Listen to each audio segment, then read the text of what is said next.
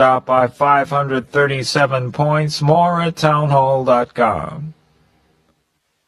Heard me talk about Relief Factor and how so many people enjoy a better, more pain-free life because of it. If you're dealing with everyday pain, it makes sense you'd want to try it first. Well, Relief Factor makes that pretty pain-free too with their 3-week quick start kit for only $19.95, less than $1 a day. Relief Factor is a daily supplement that fights pain naturally. Relief Factor doesn't just mask pain temporarily, it helps reduce or eliminate pain. Visit ReliefFactor.com or call 1-800-4RELIEF, 800-4RELIEF for Relief Factor. Hi, this is Rhett Rasmussen of BestHotGrill.com. We make the amazing Solaire infrared gas grills that are built to last and will consistently deliver better than restaurant grilled food. The Solaire infrared burner heats up to 1,000 degrees in just 3 minutes, even in the dead of winter. The high heat locks in the juices and flavor and grills food faster. Learn more about these fantastic USA-made grills at BestHotGrill.com. Solaire, hot, fast grills at BestHotGrill.com. Corrected. Here's the Wall Street Business Report. Stocks rose after more companies said they made bigger profits at the end of the last year than analysts expected, and as Treasury yields did ease.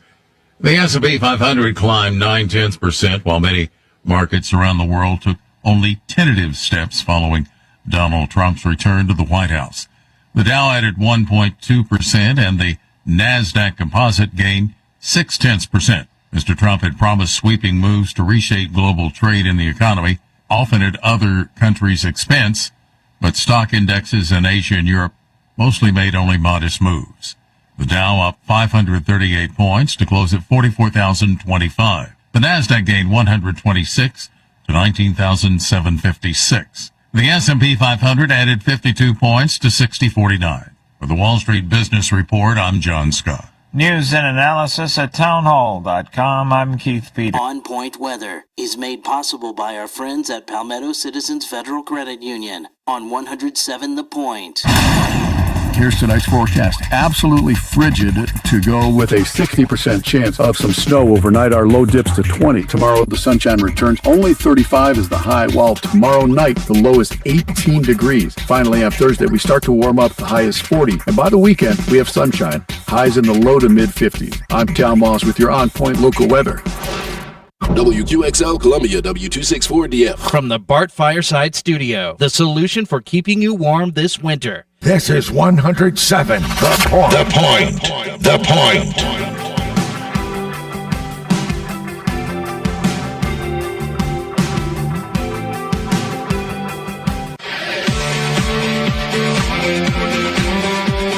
This is Sports Talk with Phil Kornblut and Chris Bergen.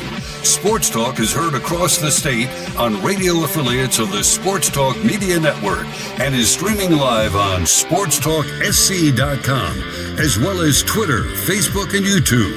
The South Carolina Education Lottery lucky number to call in is 888-898-2525. That's 888-898-2525.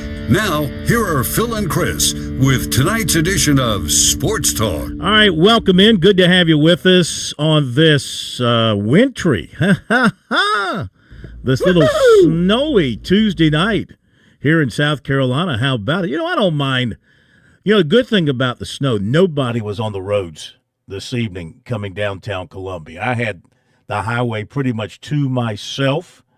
I put the old tire snow chains on and just breezed down I-20 and 277 and my favorite street in the world, Bull Street. Did you really put chains on your tires? No, I put chains on my tires. I mean, does anybody in South Carolina have, is it called snow tire chains? What's the proper word? I was just making sure, because that would just be a little weird for South Carolina to have those chains on. Yeah, I think we'd chew up the pavement something awful if we did that. Phil Kornblut, Josh Cohen here in Columbia, where it is snowing, and Chris Bergen down in Statesboro, Georgia, where are you at the air? It sounds like you're near a jet engine there. What do you got blowing in the background?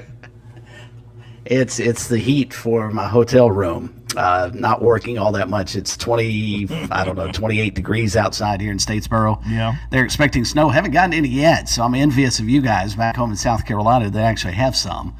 But we're supposed to get several inches of snow, and it may postpone the game tomorrow night. We're supposed to play at 7, but if the weather gets bad overnight and they get to what they're expecting, about a half a foot of snow here, we may not play until Thursday afternoon. How about this, to give you an idea of the depth of this storm and how rare it is in the South?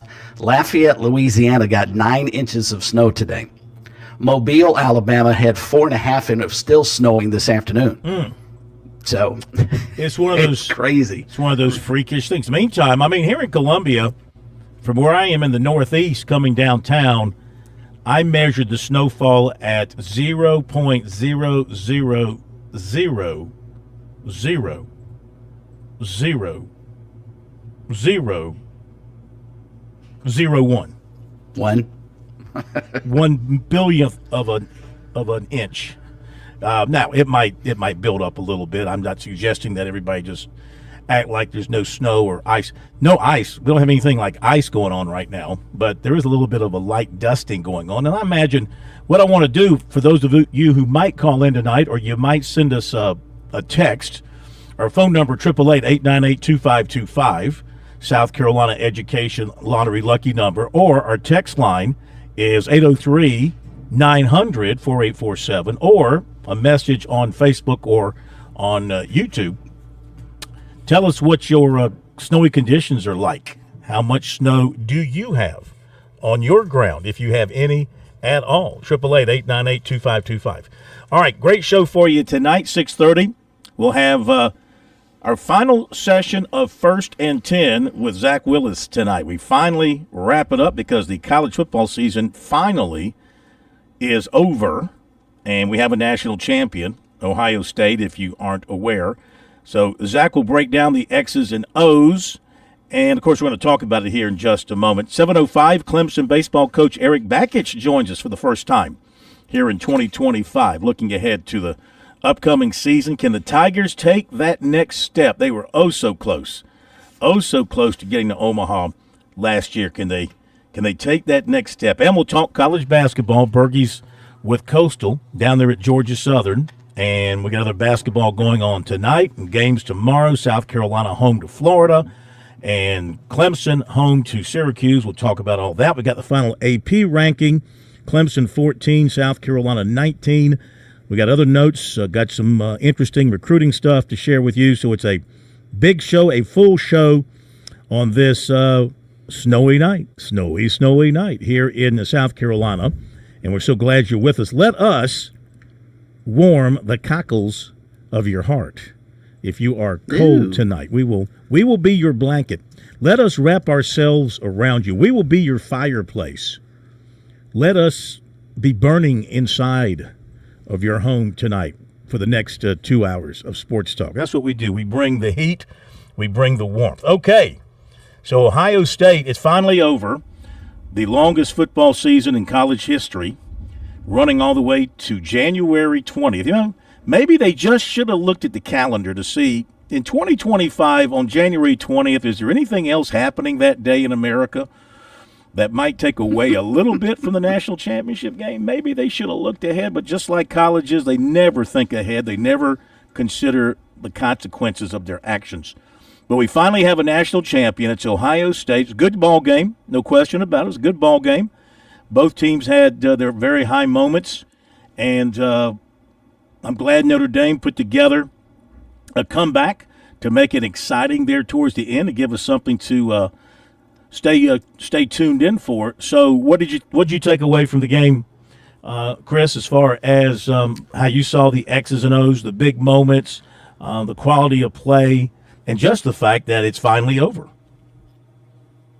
Well, just about your commentary, first off, about the date of the national championship game, it tells you and speaks again to just how important the NFL is to the world, not just the world of sports. MLK Day, presidential inauguration, not enough to scare off college football, but heaven forbid a game that is normally played every Saturday throughout the fall would dare go head-to-head with the NFL. So we'll move our national championship game to Monday night. Mm-hmm. That way we don't have to worry. We'll go up against the NBA. We'll go up against the presidential inauguration, and we'll go against MLK Day, but we're not going against the NFL. In terms of on the field, I was awfully impressed by Ohio State. They were just so good. After Notre Dame drove it right down the field, went, 75 5 yards on their opening drive and 18 plays, ate up, almost 10 minutes on that drive. You thought, all right, Notre Dame's got something going. After that, it was over. Ohio State just dominated from that stretch on. And as you pointed out, at least Notre Dame made it competitive with a couple of touchdowns late. But the big pass play to set up the the put-away field goal I thought was tremendous from Ohio State's side of the coin. And they were just a better team. And quite frankly, I think they were probably the best team all year. Didn't always show up that way. The narrow loss to Oregon, the inexplicable loss to a Michigan team that they're considerably better than. But in rivalry games, as we all know, you never know what's going to happen. But I think the past month and a half, they showed what I think we all thought going in, Phil, is they were the most talented team and played like it. And it's surprising that the team that finished fourth in its conference was the 8th seed in the college football playoff ends up hoisting the national championship. Yeah, the seeding thing, I think we can just throw that out the window because the seeding process was broken to begin with. They'll fix that. Mm-hmm. And you know what? I think we just got to look at it like the NFL playoffs now. I mean, nobody cares in the NFL playoffs that teams that don't win their divisions get in the playoffs because, I mean, once they expanded the playoffs, right, you had to go to at-large teams. So nobody seems to be bothered by that. NFL, I saw where the two games that, let me think now, the two games that were played on, when did Kansas City play? Was that Saturday or so? That was Sunday. That's Saturday afternoon. Was that They were first. Yeah, the two games combined drew about 66 million views. One was like 33, the other was 32 something. Yeah. So nobody cares. Nobody cares about that, and we shouldn't care. You know what? Move on.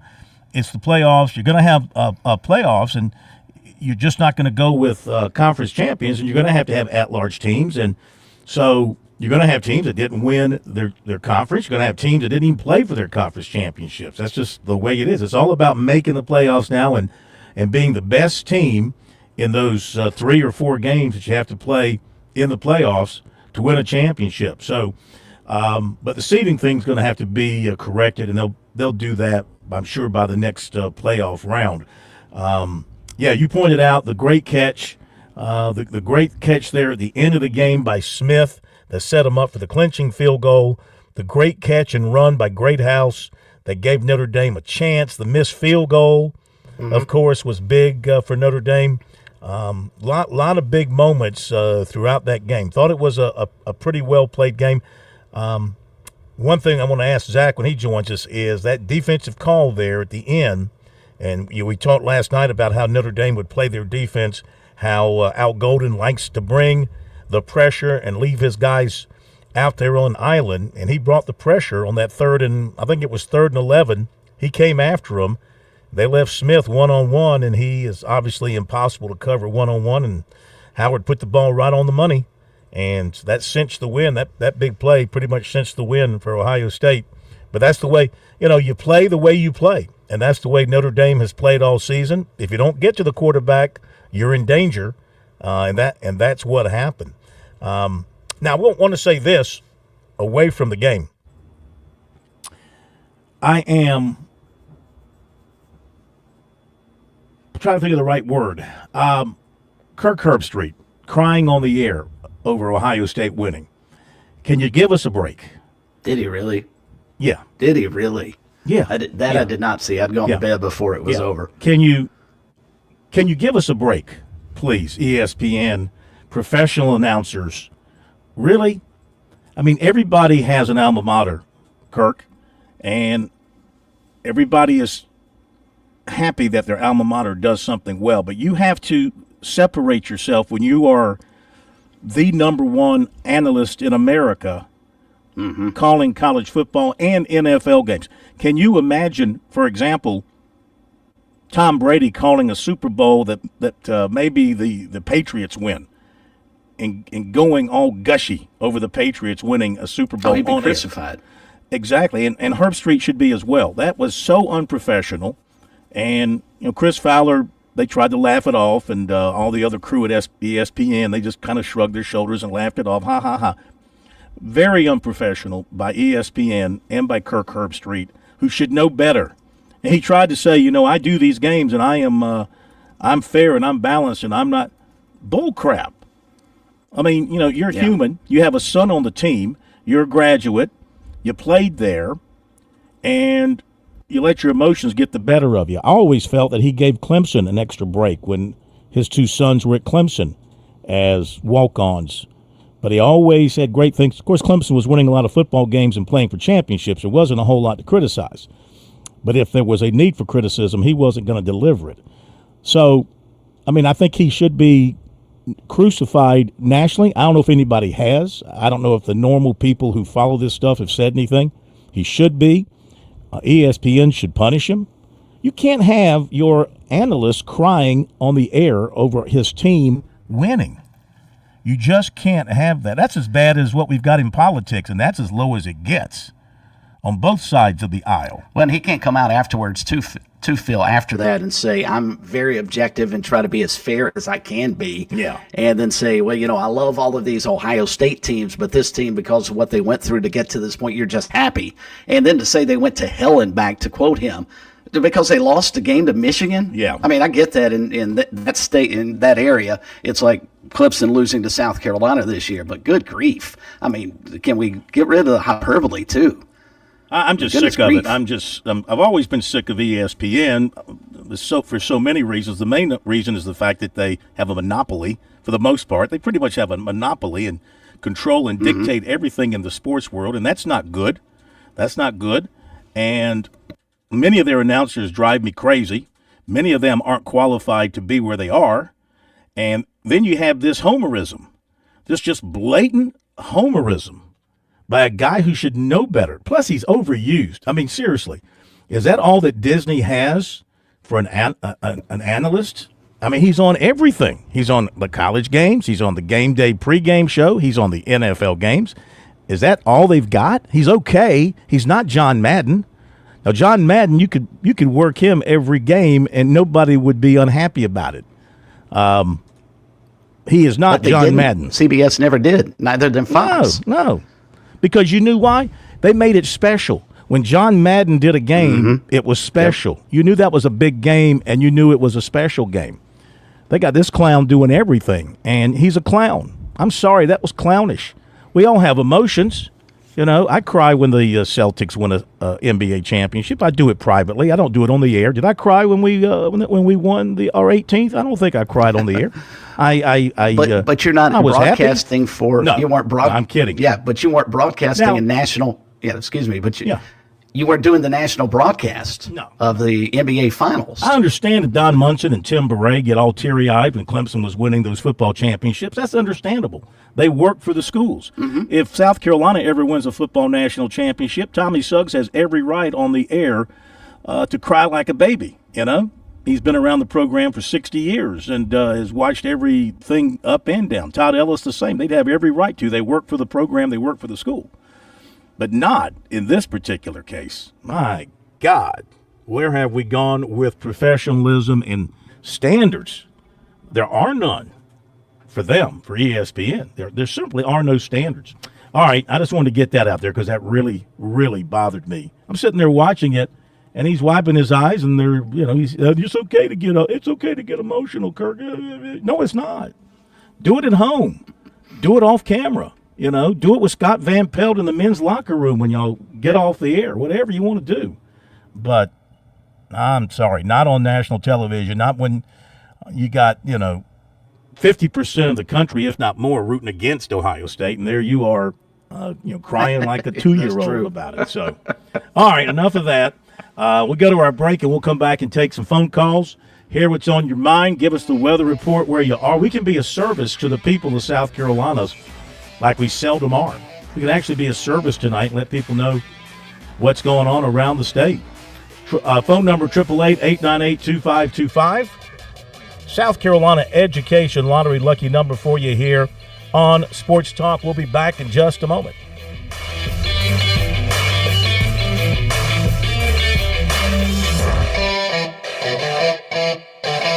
There's a lot of things we take for granted in our lives.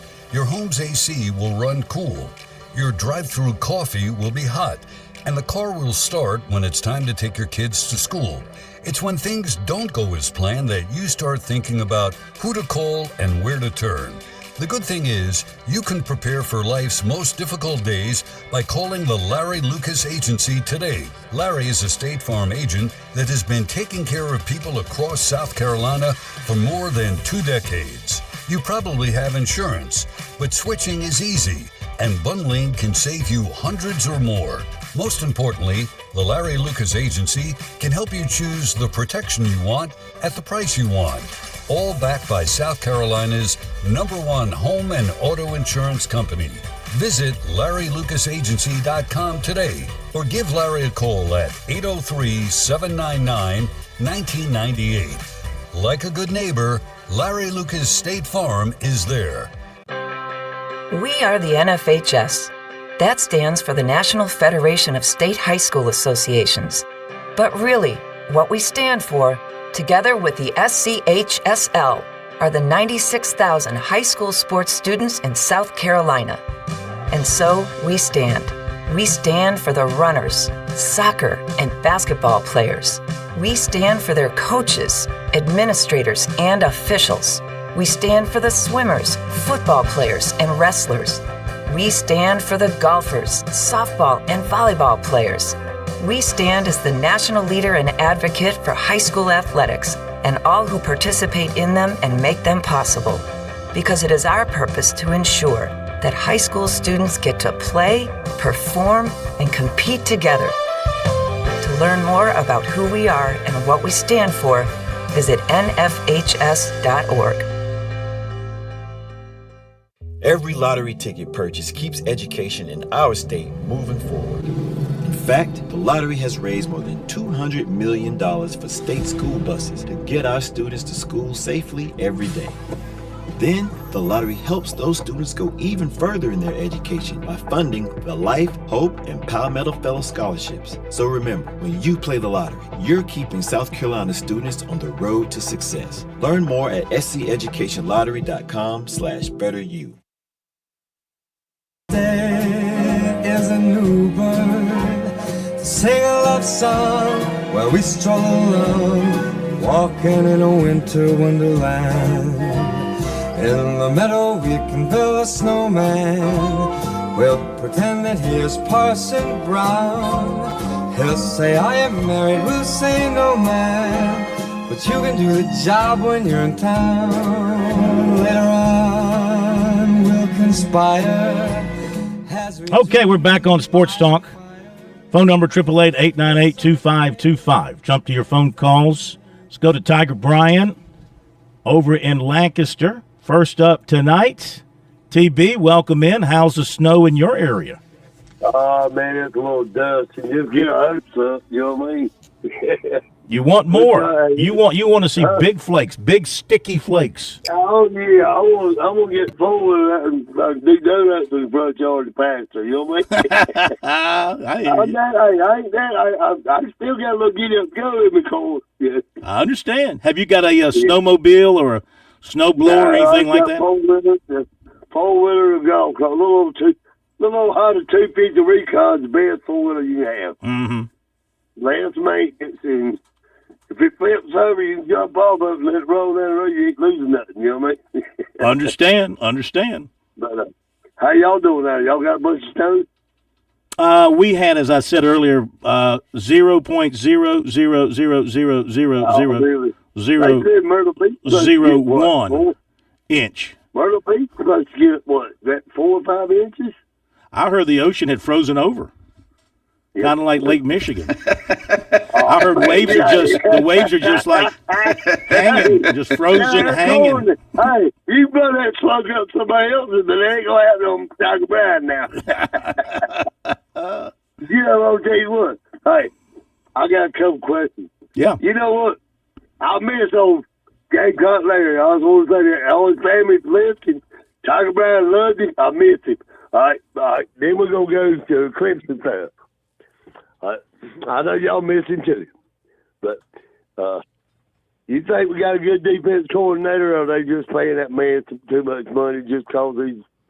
I don't know. You know what I mean? I think he's a real deal. I mean, look, he was a good coach at Indiana, where he took over, a program that hadn't won a whole lot, and he won.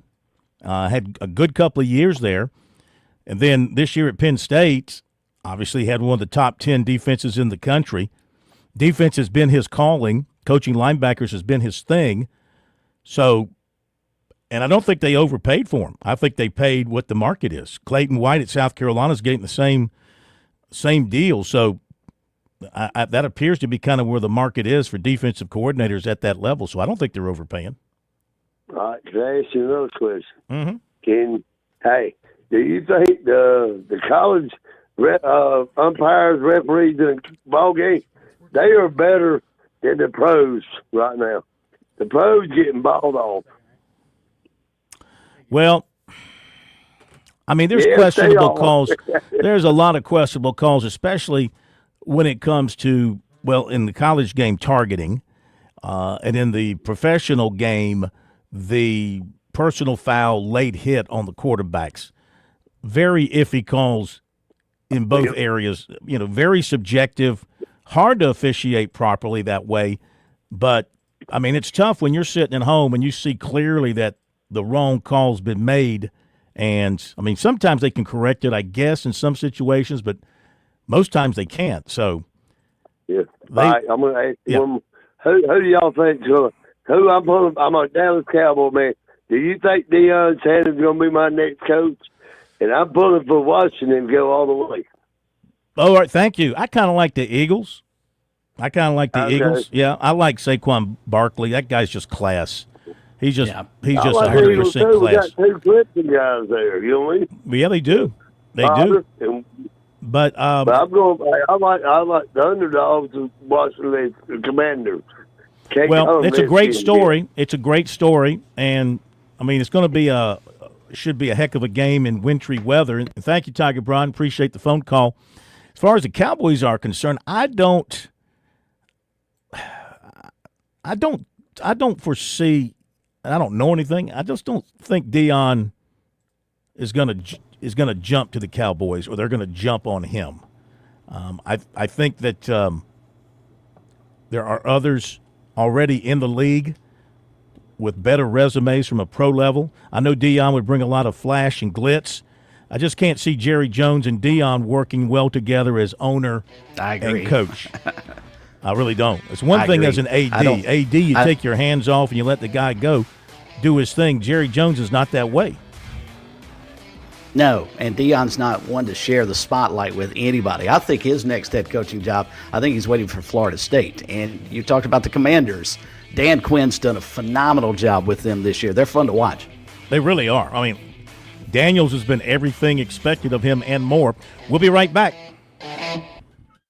On Point Weather is made possible by our friends at Palmetto Citizens Federal Credit Union on 107 The Point. Here's tonight's forecast. Absolutely frigid to go with a 60% chance of some snow overnight. Our low dips to 20. Tomorrow, the sunshine returns. Only 35 is the high, while tomorrow night, the low is 18 degrees. Finally, on Thursday, we start to warm up. The high is 40. And by the weekend, we have sunshine. Highs in the low to mid-50s. I'm Tom Moss with your on-point local weather. Hey y'all, this is Ted from Flight Deck Restaurant. We'd like to invite you and your family to dine with us. We have a great menu that's sure to please your whole family. We have fresh cooked burgers, big juicy wings, blue plate menu featuring country cooking, oven baked hoagies, fresh crisp salads, authentic Greek food like gyros, souvlaki, and baklava. We also carry 20 different premium cheesecakes and pies. Flight Deck Restaurant also has an arcade with 30 different games like Star Wars, Batman, Skee Ball, Bass Wheel, Pac-Man, Galaga, and so much more. Flight Deck, your favorite family restaurant. Thanks y'all and God bless. With SRN News, I'm Keith Peters reporting officers enforcing immigration laws will now be able to arrest migrants at sensitive locations like schools and churches after the Trump administration threw out policies limiting where those arrests could happen. The move announced Tuesday reverses guidance that for over a decade has restricted two key federal immigration agencies from carrying out immigration enforcement in sensitive locations. Congresswoman Elise Stefanik has pledged to push President Trump's America First stance if confirmed as U.S. ambassador to the United Nations and roll out a review of U.S. funding critical for UN agencies. Noting the U.S. is the largest single contributor to the UN, Stefanik said at her confirmation hearing that the country has to ensure its investments are making America safer. More details at srnnews.com. I sure like to brag about good local businesses. Franklin Plumbing and Drain Cleaning is a great local biz. Josh and his team stress customer service as their top priority. Franklin Plumbing and Drain Cleaning came out to my house. I had a toilet that wasn't working right, a garbage disposal that died. They came out right on time, told me everything they were going to do, and explained the price of each repair before even bringing in the tools. I knew exactly what I was getting and exactly what it would cost. Their prices are fair. Their team is courteous and professional. Plus, they did a great job fixing what needed fixing in my home. I am very careful about making any recommendations, and I'm thrilled and confident to suggest you call Franklin Plumbing and Drain Cleaning for any plumbing needs. If it's a repair or to replace something, if it's that tankless water heater that you've always wanted to give you that endless hot water and save you some money, they unclog drain and sewer lines and so much more. Online, you'll find them at franklinplumbing.sc.com or just give Josh and those great folks a phone call, 799-2222. That's 799-2222, and tell them you heard about them from here at The Point. At Palmetto State Armory, we offer the largest selection of guns and ammunition at unbeatable prices. Our knowledgeable and friendly staff are here to provide personalized assistance, ensuring you find exactly what you need. If you enjoy outdoor activities like hunting, camping, or hiking, our clothing and outdoor gear collection has got you covered. We also feature an exceptional indoor range facility where you can experience the thrill of shooting in a safe and controlled environment. Visit us today at PalmettoStateArmory.com or your local retail store. Palmetto State Armory, American made for life. Imagine a home where every corner speaks volumes of care, precision, and impeccable style. At Southern Palmetto Painting and Renovations, we transform spaces with a splash of color and an expert touch. With fully licensed, bonded, and insured craftsmanship, we're not just doing a job, we're upholding a reputation. Whether it's painting, pressure washing, or wood repairs, we handle everything from your honey-do list to major projects. Call us today at 922-5615 and elevate your living space with Southern Palmetto Painting and Renovations. Happy New Year! 2025 is here, and that means it's time to get your finances back on track. With Founders Federal Credit Union, you can manage your debt like a pro this year. Consolidate any high-interest debt with a personal loan from Founders. Debt consolidation offers several advantages like simplified payments, lower interest rates, fixed interest rates, and extended payment terms. It may even improve your credit score or even help you avoid default. So simplify and possibly reduce your payments by consolidating your debt. At Founders, we have personal loans to fit your needs, whether you need a little or you need a lot. Plus, our loan officers will work with you on your payment terms and help you find a solution that fits your budget. So stop by one of our locations or visit foundersfcu.com/personal loans to apply for a personal loan today. Relax, you're with Founders. Membership qualification required. Terms and conditions apply. Sports talk every weeknight from 6 to 8, feeling just right. Phil, Chris, and Josh, they're in the zone. Across South Carolina, they're well known. Sports talk, bringing the heat. Talking sports, can't be beat. Tune in, don't you pout. It's a show you can't live without. We had a little snowball in here, a little snowball fight going on inside the studios. Except our snowball melted in about, 8 seconds? Actually, I think it would have stayed together. I just didn't really have a place to put it. I got it off the garbage can, so... That's a good place to collect snowballs. Well, it was a little black. It was a black snowball. You know. It was a little dirty. How much more southern can we sound? Getting our snow off a garbage can. My son lives in Chicago, just to share this, and he sent me a screen grab of the temperature there today. It was 0 with, I guess, a feel like of minus 15. But you know what? They were going to work, and they were going to school. Just another day in the great Midwest. Yeah. Here, schools are closed, businesses closed. They were closed early before the first snowflake hit the ground. All right, a few notes, and then we'll have Zach Willis with us, 1st and 10, here on Sports Talk. Before I do that, let me read a couple of comments. Russell says, Hope Phil has the snow chains on the Cornmobile. We have about a ½ inch up here in Anderson. Be safe, everyone, if you're out moving around. Thank you, Russell. Alan writes, Let me go back to this. Go back to this one right here. Why can't I read this one? This is from Mo, who writes, Herbstreit revealed there was more to his emotional post-game moment than simply seeing his alma mater win a national championship. This has obviously been copy and pasted. Fans who watched the post-game coverage noticed the analysts got emotional talking to Scott Van Pelt about the moment for Ohio State, his alma mater. Appearing on the Pat McAfee show, he revealed that 2024 was a challenging year for his family. That's all I can read of that particular note, but there's another note here who says, from Alan, Phil, it came out today that Kirk's wife was diagnosed with breast cancer, but not sure that if he knew that last night. So, I mean, feel terrible that he's got that going on in his family. That didn't change my opinion about crying over Ohio State's win. If his family situation was part of that, I mean, I can understand the emotional pull on you there, but you're there to do a job and you're there to be a professional. And if I'm sure that this is something that he's known about for a while, unless it just found out last night or today, I don't know.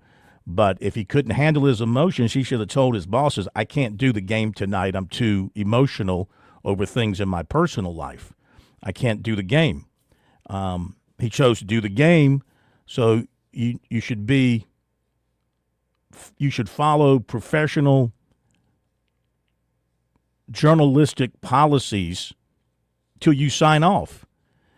And as a neutral, quote-unquote, analyst, you should not be crying after your alma mater wins a national championship. If you want to say you're crying because my alma mater won the national championship and my wife has breast cancer, that's why I'm crying. If you want to say that to everybody, I mean, so be it. But that's not the time nor the place, in my opinion, to be doing that.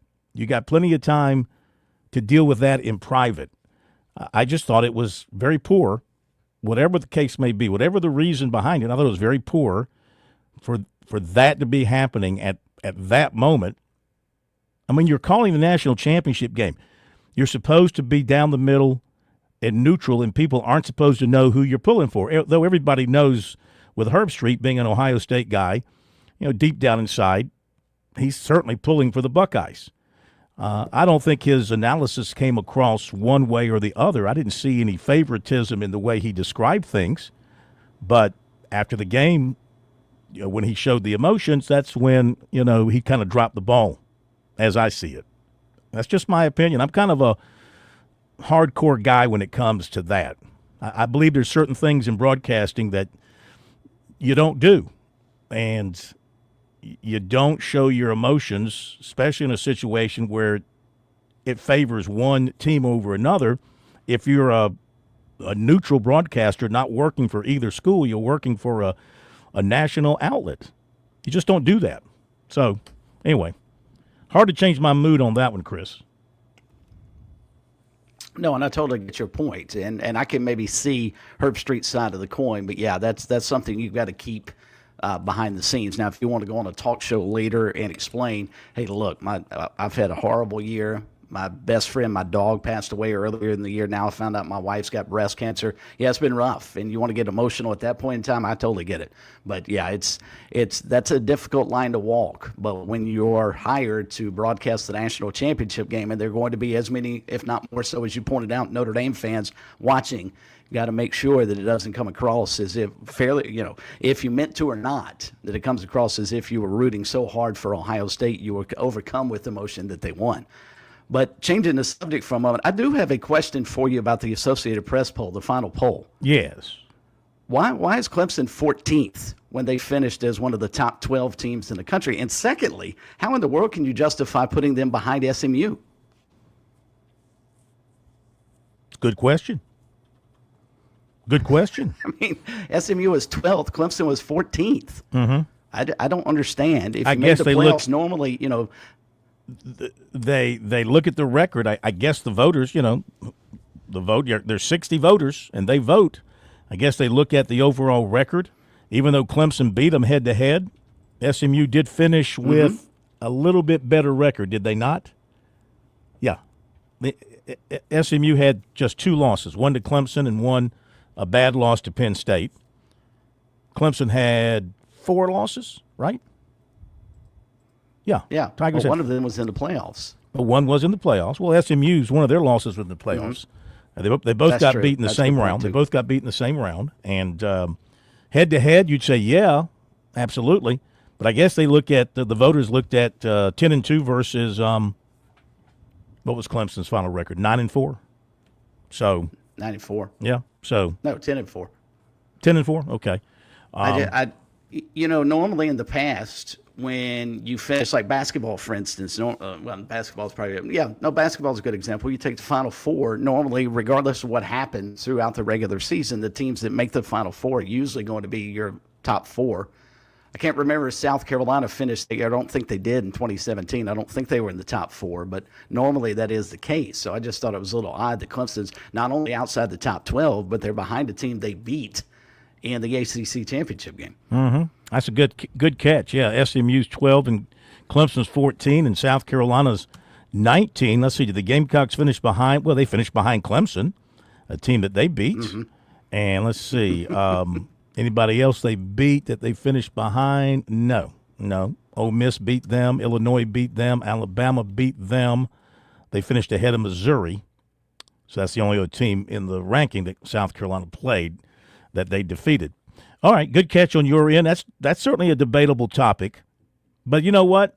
What does it mean? It means, it means very little. I mean, historically, Clemson, just to give you a little history, the Tigers, they received a total of 712 points. One voter placed the Tigers as high as 9th. And one, Reese Davis of ESPN, he had the Tigers at 21. That was their low mark. South Carolina's AP voter, Pete Yannity from WSPA, had the Tigers 17th. Clemson has been ranked in the final AP poll every season dating back to 2011. They finished 20th last season. South Carolina totaled 405 points with a high mark of 13th. 3 voters left the Gamecocks out of the ranking altogether. Yannity voted the Gamecocks 16th. Yeah, 3 left him out of the top 25 altogether. This marks the Gamecocks' 6th appearance in the final AP poll since 2010 and their highest ranking since finishing 4th in 2013. They were unranked at the end of last season. All right, 1st and 10 with Zach. We take a final look at what happened last night in the ATL.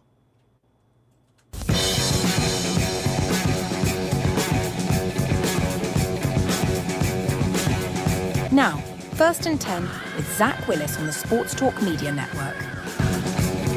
Oh, I'm going to miss that introduction by Mrs. Willis for, 8 months until we do this again. Come August, it'll be here before we know it. Welcome in. How are you, sir?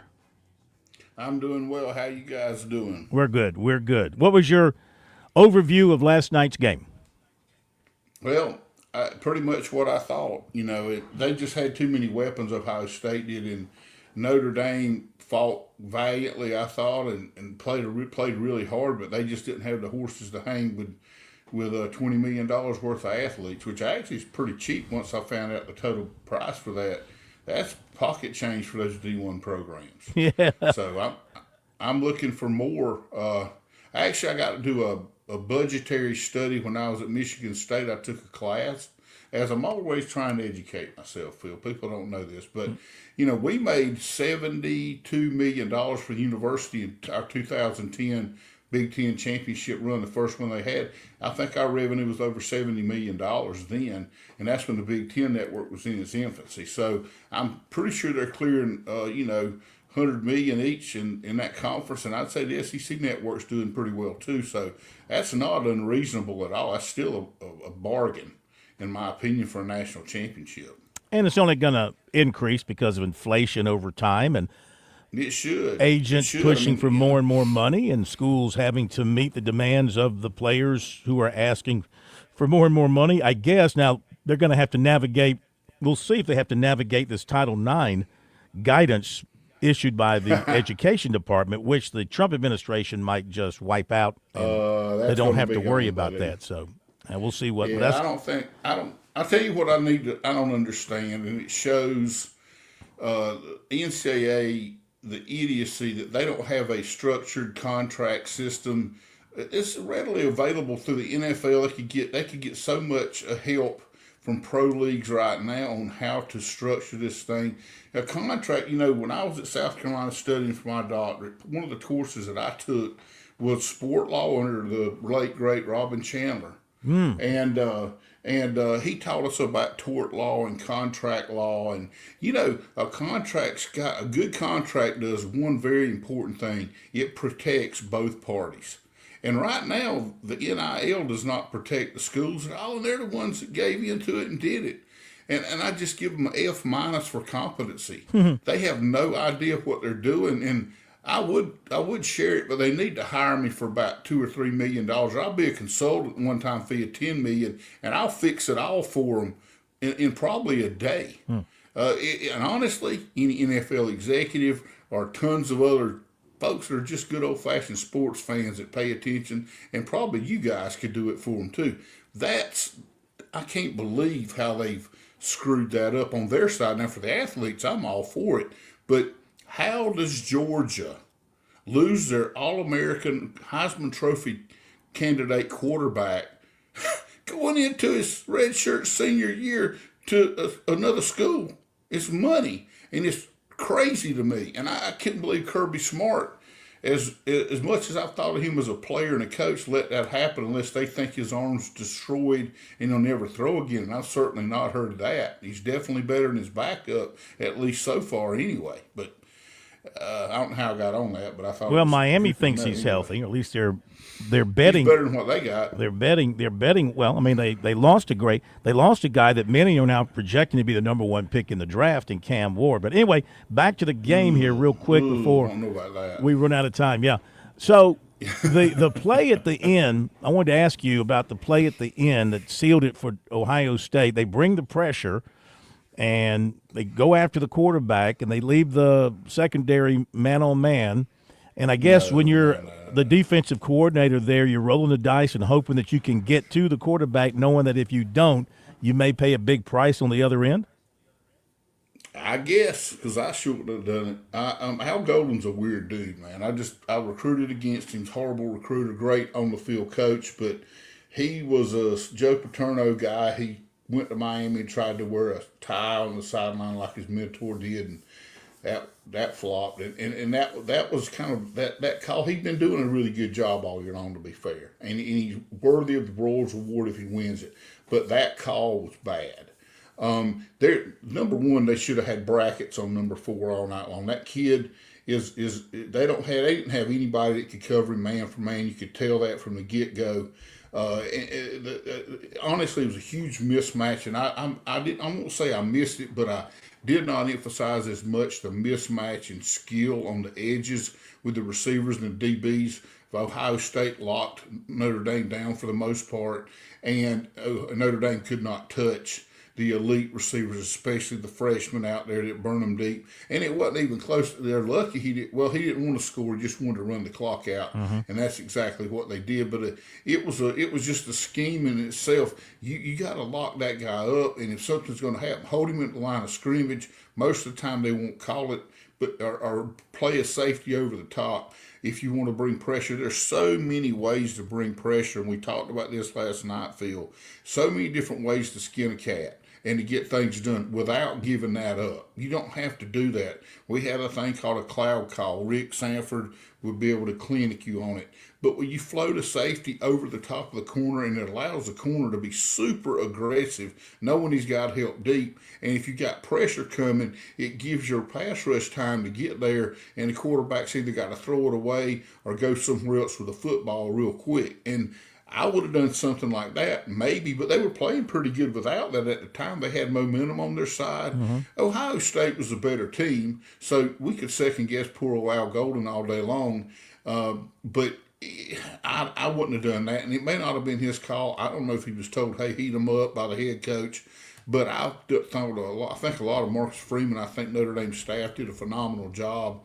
Ohio State was just better than everybody, kind of like LSU was a few years ago and Alabama was for many years. They went out and bought talent, but they developed it. They pulled together, and it's still not a guarantee you win just because you're the most talented team. And they were able to do it and do it in pretty dominating fashion, to be honest. Sure. And congratulations. First and 10 tonight with Zach Willis putting a lid on the college football season. And Coach, you talked about the transfer portal and the whole 9 yards about bringing in players.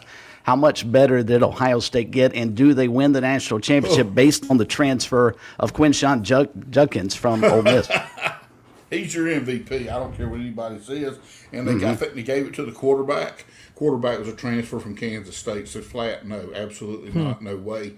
There's no way. I mean, Judkins they couldn't stop. Nobody stopped him the entire playoffs. He was a difference maker in every single game. Nobody could touch that kid. Maybe Ole Miss wins the national championship if they keep him. I was laying in bed last night thinking about that. I mean, a player like that, along with what they already had with Jackson Dart and the receivers that they had down there with Lane Kiffin, all annex aside and all that, is a good offensive football coach, but yet possessed possibly the best defense in the country. Definitely top 3 in the country for sure. And you put Judkins over there, the way he was running behind that line from Ohio State, I think that was a huge get for them and a huge loss for Ole Miss, and not a failure on their part, but they just lost a great player. And, Ohio State went down and got him. They got 5 kids from Alabama and just did a heck of a job. And they identify the right people. You got to understand, they got a ton of money, but they spend it on the right people. And then Day and Chip Kelly and the guys there, great coaching staff as an understatement, developed them extremely well and got the job done in the very first playoff. And it was a legit playoff as you can get 4 games. So my hat's off to them, especially after losing to Michigan like that. All right, True test of character. 1 minute because we got to wrap it up. So the playoff, the first one expanded, is behind us now. Did we get to where we wanted to get with this particular arrangement? There's some things, obviously, I don't think all the best teams got in, but you're always going to have that argument. But on the back end, yeah, the best team won. We got the best team in the country, Ohio State Buckeyes, and I felt like they were the best team. After the first game, I was like, these guys are hot as a firecracker. They're going to win this thing. And they got hotter against Oregon. And from there, it was just pretty much, to me, it was kind of like icing on the cake. There was no way anybody's beating these guys unless they had some massive injuries or something that we didn't see happen, absolute collapse, which they pretty much had against Michigan. But I think it was a great wake-up call for them, and they came in there on fire. They were angry. They were well-rested because they didn't have to play in a conference title game. And, I think at the end of the day, and it'll only get better. They'll learn from here, and the committees will get better at picking the teams too. I really believe that. All right, my friend, thank you so much for your contribution all season long. We really appreciate it. Can't wait the next season. Look forward to Thanks, it, guys. Coach. Thank you for the opportunity. Thank you. Thank you. Our best to the family, and we'll be talking to you as things happen in football during the offseason. What little offseason we have, because we'll be jumping into spring ball here before you know it. Thank you, Zach. Zach Willis, 1st and 10 here on Sports Talk. We'll have Chalk Talk with the guys tomorrow night to talk more about the championship game, the playoffs, and football in general. We'll be right back. Hi, this is Billy Downer from the South Carolina Department of Natural Resources. Are you looking for a safe place to shoot your rifle or handgun? Did you know that the South Carolina Department of Natural Resources operates 4 manned ranges across the state in Pickens County, Spartanburg County, Richland County, and Charleston County? For more information on our public ranges, visit dnr.sc.gov/shooting.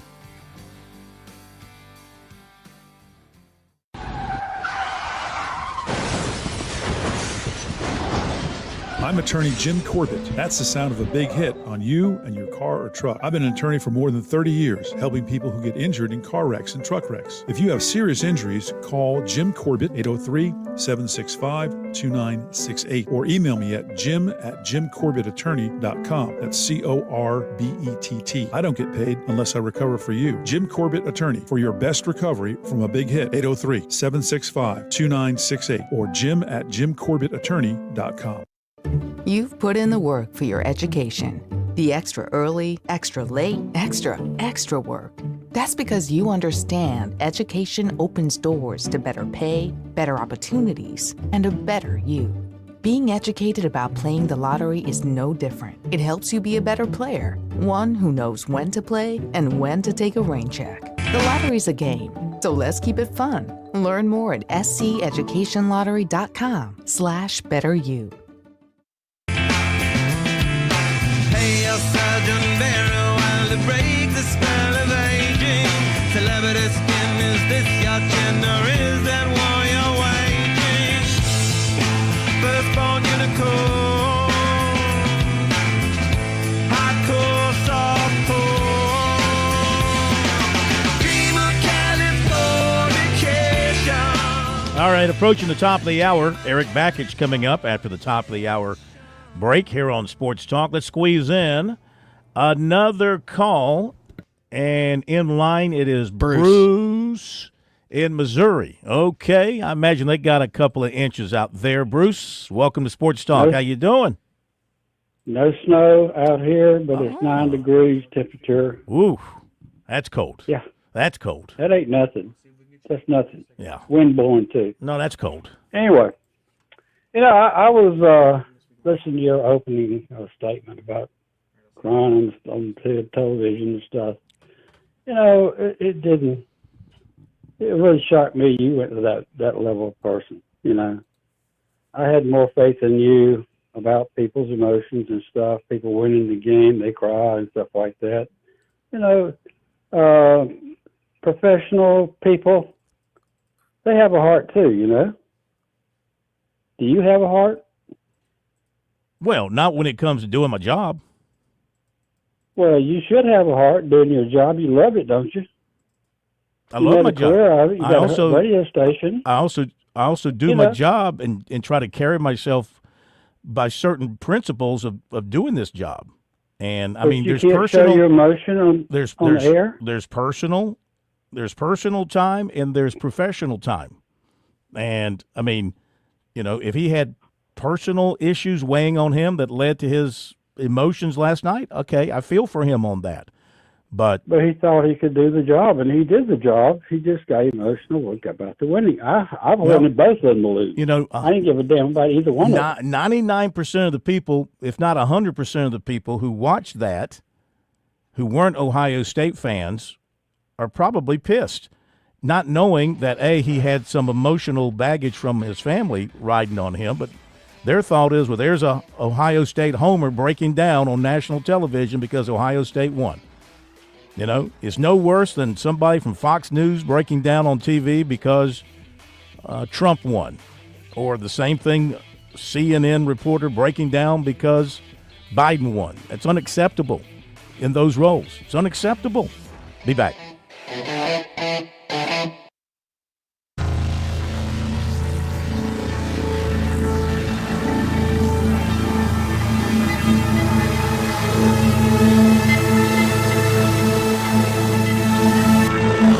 WQXL Columbia, W264DF. From the Bart Fireside Studio, the solution for keeping you warm this winter. This is 107 The Point. News this hour from townhall.com. I'm Keith Peters reporting.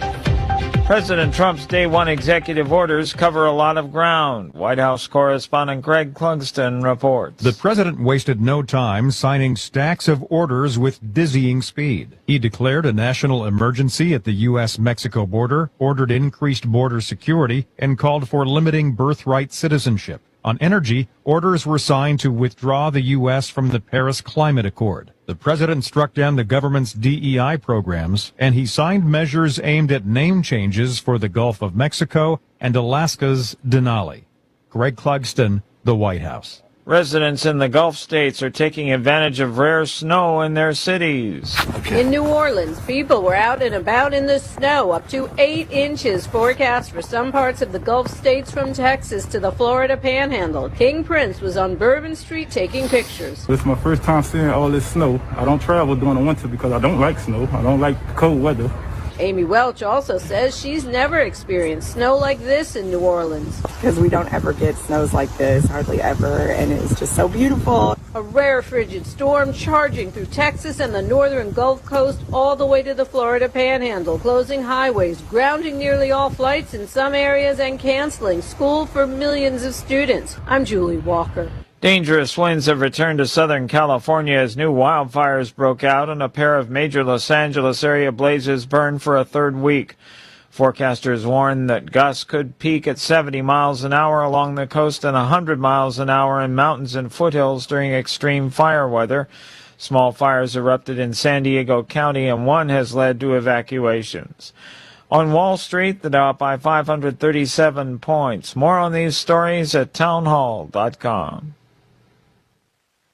You've heard me talk about Relief Factor and how so many people enjoy a better, more pain-free life because of it. If you're dealing with everyday pain, it makes sense you'd want to try it first. Well, Relief Factor makes that pretty pain-free too with their 3-week quick start kit for only $19.95, less than $1 a day. Relief Factor is a daily supplement that fights pain naturally. Relief Factor doesn't just mask pain temporarily, it helps reduce or eliminate pain. Visit ReliefFactor.com or call 1-800-4-RELIEF, 800-4-RELIEF for Relief Factor. I'm sorry, ma'am, but you need to vacate this home. Why, officer? I own this home free and clear. I lived here for 40 years. Well, unfortunately, this paperwork says otherwise. But I've nowhere else to go. I'm sorry to hear that, ma'am. This story is becoming all too common in the U.S. Scammers are preying on people with high equity or who own their homes free and clear of a mortgage. Only one company completely protects you. That's Equity Protect. Get your free risk report by texting the word HOME to 94878. Again, text the word HOME to 94878 to get your free risk report from Equity Protect. U.S. District Judge Eileen Cannon grants a request from Donald Trump's former co-defendants to stop the Justice Department from sharing Special Counsel Jack Smith's classified documents report with members of Congress. Bernie Bennett has more. Cannon wrote in an order published Tuesday, quote, "In short, the department offers no valid justification for the purportedly urgent desire to release 2 members of Congress case information in an ongoing criminal proceeding." Cannon dismissed the classified documents case in July. The DOJ had appealed Cannon's dismissal and then withdrew the appeal as to Trump after he won the election. It's still pending as to his former co-defendants, but the DOJ under Trump can fully withdraw the appeal and he can pardon them. Bernie Bennett, Washington. Authorities on Tuesday are investigating the fatal shooting of a U.S. Border Patrol agent near Canada that also left a suspect dead and another injured. News and analysis at townhall.com. I'm Keith Peters. On Point Weather is made possible by our friends at Palmetto Citizens Federal Credit Union on 107 The Point. Here's tonight's forecast. Absolutely frigid to go with a 60% chance of some snow overnight. Our low dips to 20. Tomorrow the sunshine returns. Only 35 is the high, while tomorrow night the low is 18 degrees. Finally, on Thursday we start to warm up. The high is 40. And by the weekend we have sunshine. Highs in the low to mid 50s. I'm Tal Moss with your On Point local weather. Hi, this is Sal from Grow Your Garden with Sal. Every Saturday at 8 a.m. on The Point, we'll give you tips on gardening and planting while showcasing local farms. Join us here Saturday mornings at 8 a.m. right here on The Point. The Point.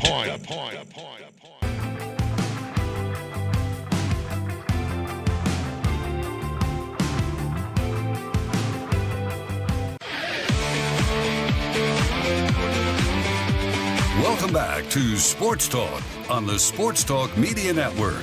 You can reach the guys with the South Carolina Education Lottery lucky number, 888-898-2525. That's 888-898-2525. Now back to Phil and Chris with the second hour of Sports Talk on the Sports Talk Media Network.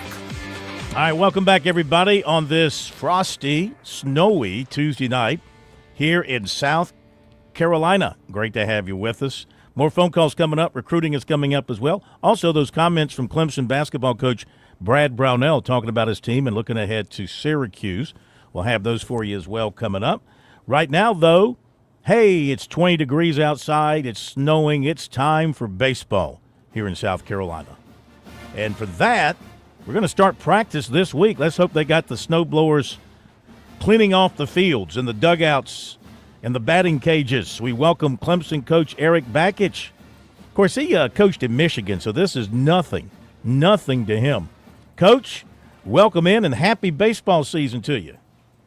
Happy baseball season, Phil. Thanks for having me. And I don't know what you're talking about. It was 70 and sunny in Clemson today. Always sunny and 70. Now, when you were at Michigan and you started baseball practice in January, I mean, you guys had to stay indoors, right? You never went outdoors? Not true. No, we had a policy on our team that if it was above zero, we would go outside. So I read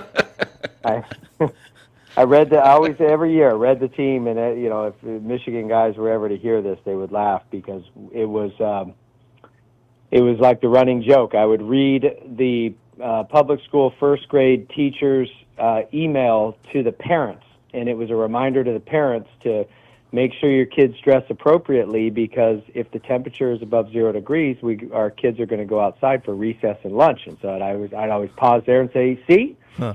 So if it's good enough for first graders, it's good enough for us. We're going outside if it's above 0. How about that? Well, I imagine you'll be on the field ready to go later this week. Before we talk about ahead, boy, the ending was tough, so close, and how many times have you replayed that in your mind since last June, or did you find a point in time where you just let it go and it no longer stuck with you? No, I think every season that doesn't end the way you want it to leaves a little bit of an open wound and a scar, and you learn from it and grow from it. And I think our guys are, it's a very fresh taste in their mouth still, and has fueled a lot of our off-season training and fuels our preseason training to take that next step and not fall short. So it's been a great thing. It will end up being a great thing, and we'll see. We've got to go out there and earn it. But I like the mindset of the returning players who experienced that loss in the Super Regional and how it's fueled them so far this offseason. As you go into practice later this week, how are you from a health standpoint? Anybody going to have to be on the sideline mending for one reason or another? Yeah, I think everybody's got their typical bumps, bruises, nicks, and scrapes, and, we're no exception. So, you just hope that every injury that you incur throughout the course of a season is minor and minimal and has a quick return. We experienced, like a lot of teams have, season-ending injuries, and we had one to our shortstop halfway through the season last year, and you just never want to see that for any team or for any player. Can you tell us who's going to be missing the start of practice? Nobody right now. Oh, okay. So you're all healthy and ready to go.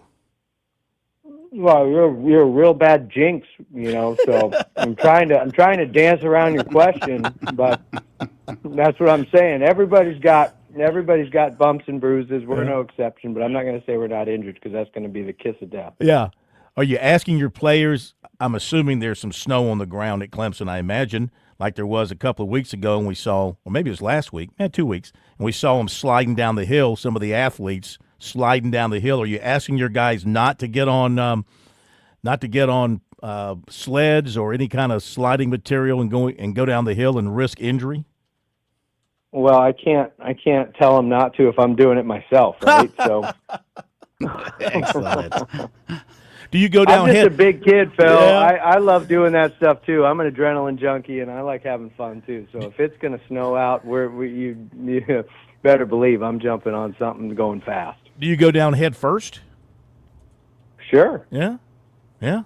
No, I don't. We have a good time. I saw some college students on video going down in like shopping carts and everything. We're not doing that, but yeah, if you want to get on and do a normal sled ride, I don't see any reason why a college kid can't do that. That's fun. All right.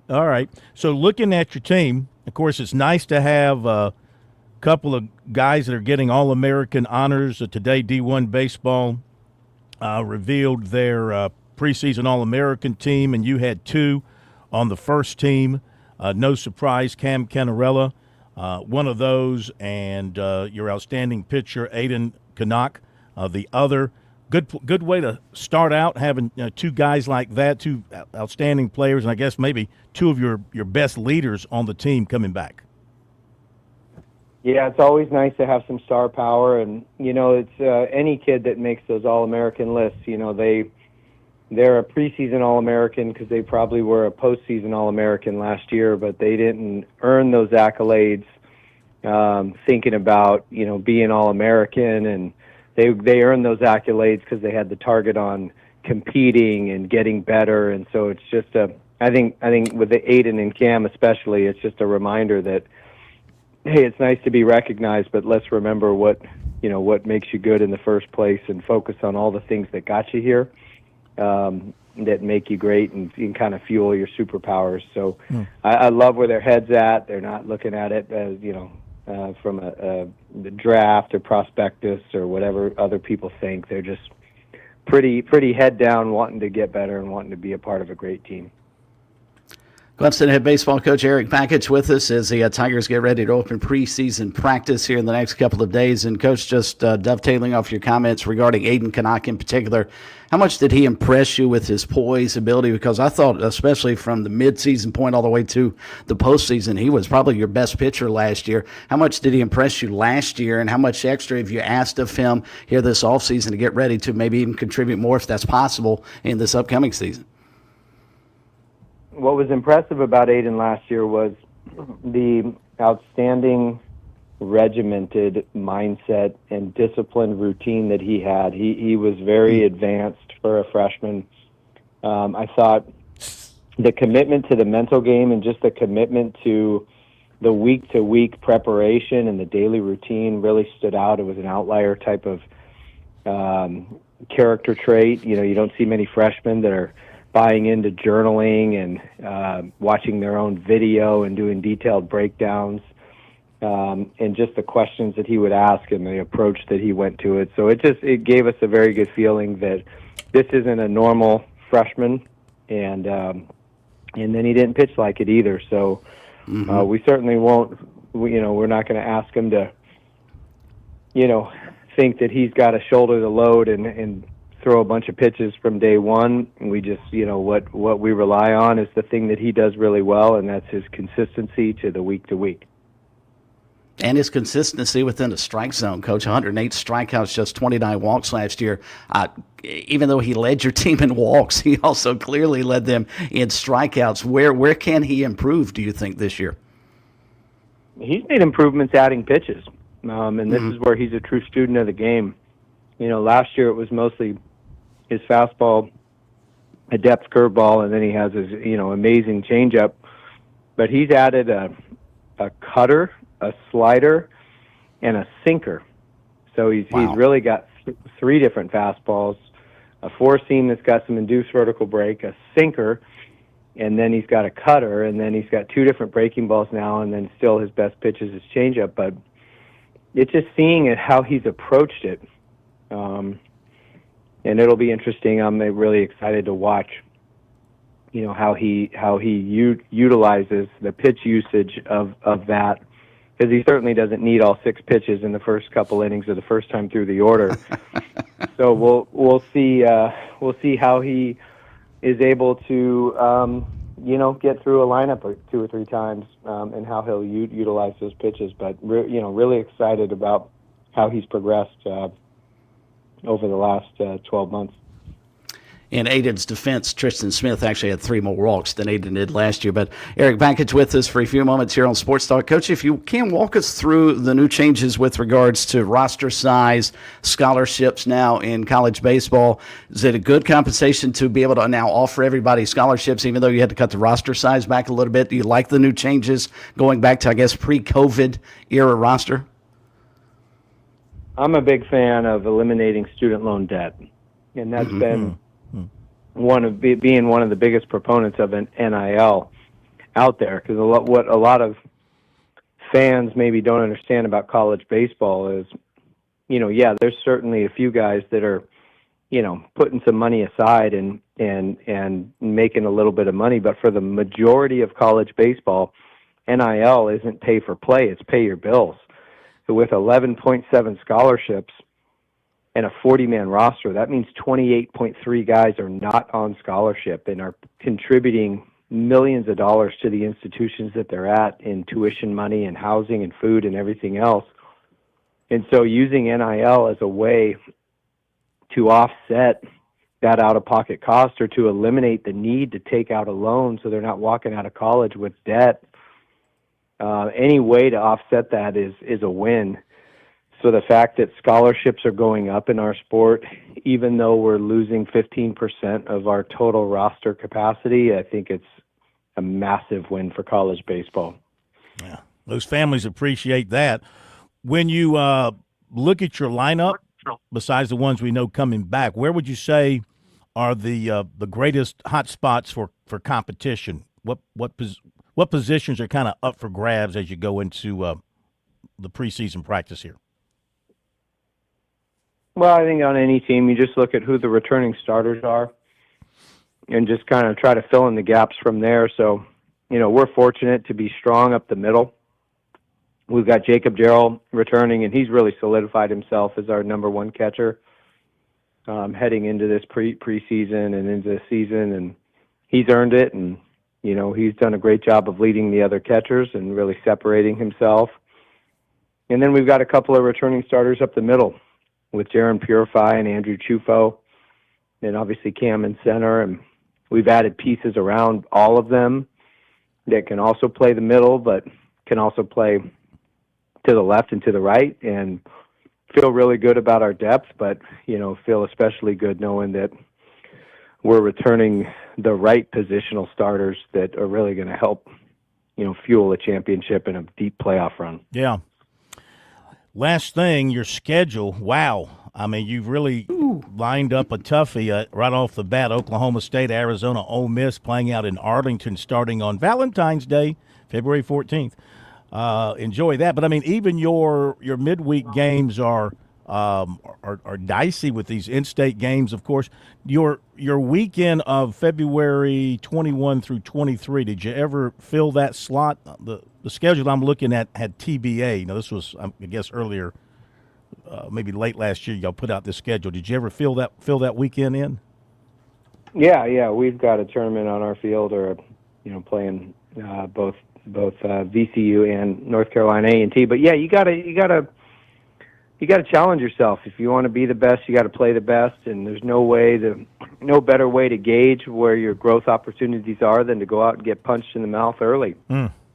So with this opening weekend, I hope we win all the games, but I hope we get punched in the mouth and get exposed in some areas too, so we can, really target some specific areas where we need to get better. And we don't need to be peaking in February. We need to be peaking in June. And we want to be the number one ranked team at getting better. So finding ways to have some adversity and have those growth opportunities are exactly what we'll need in order to fuel that success at the end. So that's why we do it, and that's how we're looking at it, and why we're playing such a tough schedule. Well, not only is it tough, it is top heavy with your home games, and then when you get down to the latter part of April, like you have only 3 home games after you play Georgia at home April 22nd. All you have left at home is a 3-game series against Duke, not counting any NCAA play. You go to State, you go to Florida State, you go to Coastal, you go to Pittsburgh, and then the ACC tournament. So, I mean, you're basically going to be road warriors for last part of April and halfway through May. Yeah, it'll set us up to be, play at home in the beginning of June and then go be road warriors at the middle to end of June as well. That's the plan. That's the plan, baby. Does this team, from what you know, have the character, the makeup, the talent to take that next little step? It's not a big step because you were right there. So that next little step to get to Omaha, this team has the character and makeup to do that, you think?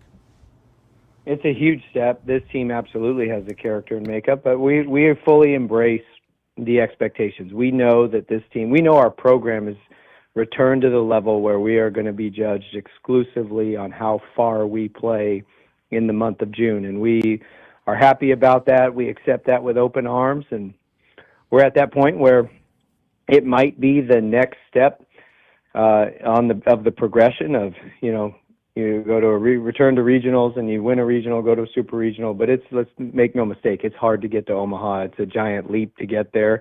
But this team, if there ever was a group of guys, and the way they've approached a work ethic and a consistency academically, athletically. This group is ready to make that leap.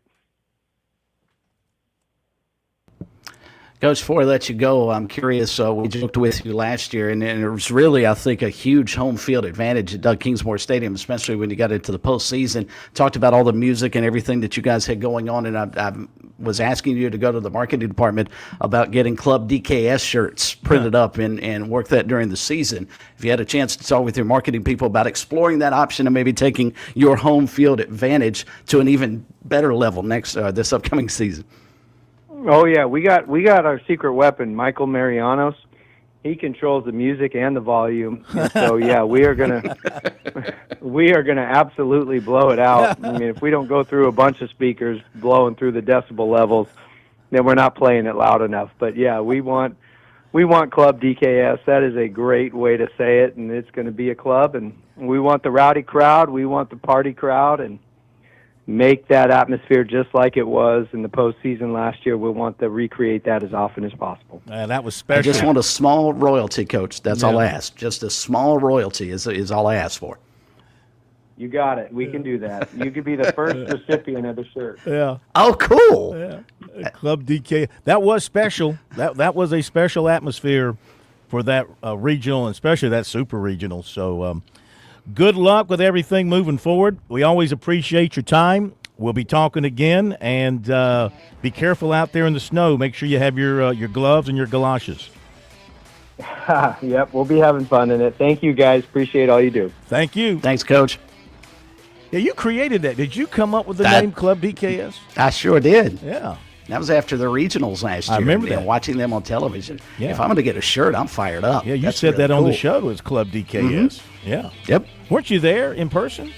I was at the regionals with Coastal. I thought so. Oh, that's right. Be right back. There's a lot of things we take for granted in our lives. Your home's AC will run cool. Your drive-through coffee will be hot. And the car will start when it's time to take your kids to school.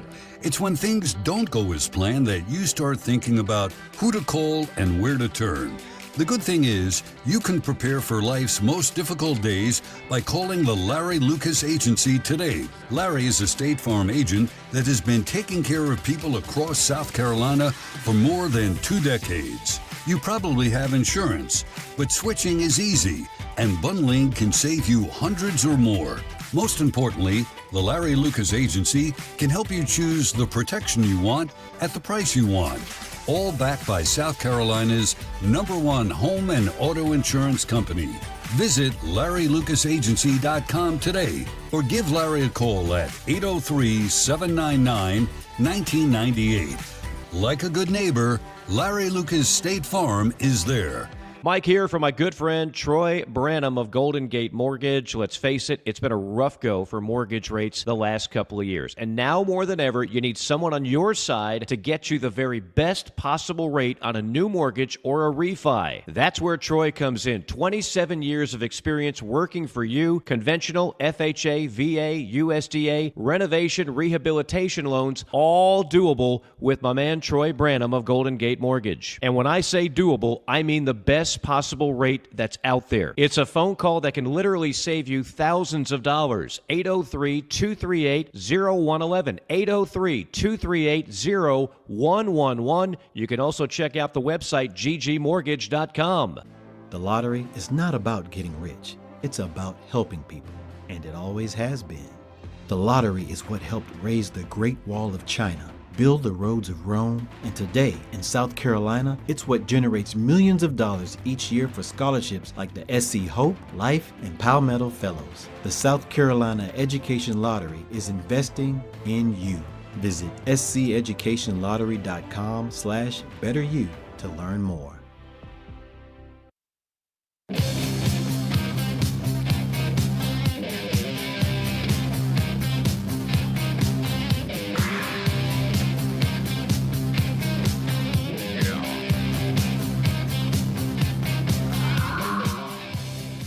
Thanks to Eric Bakich. If you missed any or all of the interview, which you shouldn't have, but if you did, it'll be up on our website, SportsTalkSC.com, later on, and also where we house our portions of the program that are in podcast form, like on SoundCloud and Apple Podcast, and on Spotify.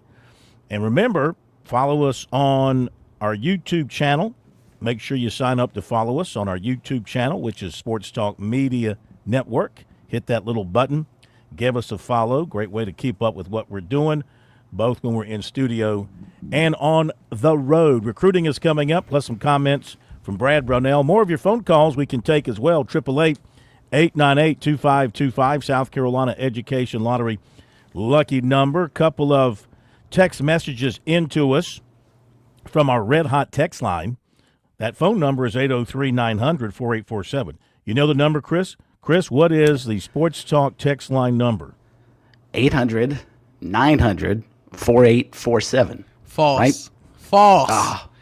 He just said it. Did he not just say it? Do you I not wasn't listen? paying attention. 803. I don't text. 803. It's like what's my wife's telephone number? I have no idea. What's my telephone number? I barely know.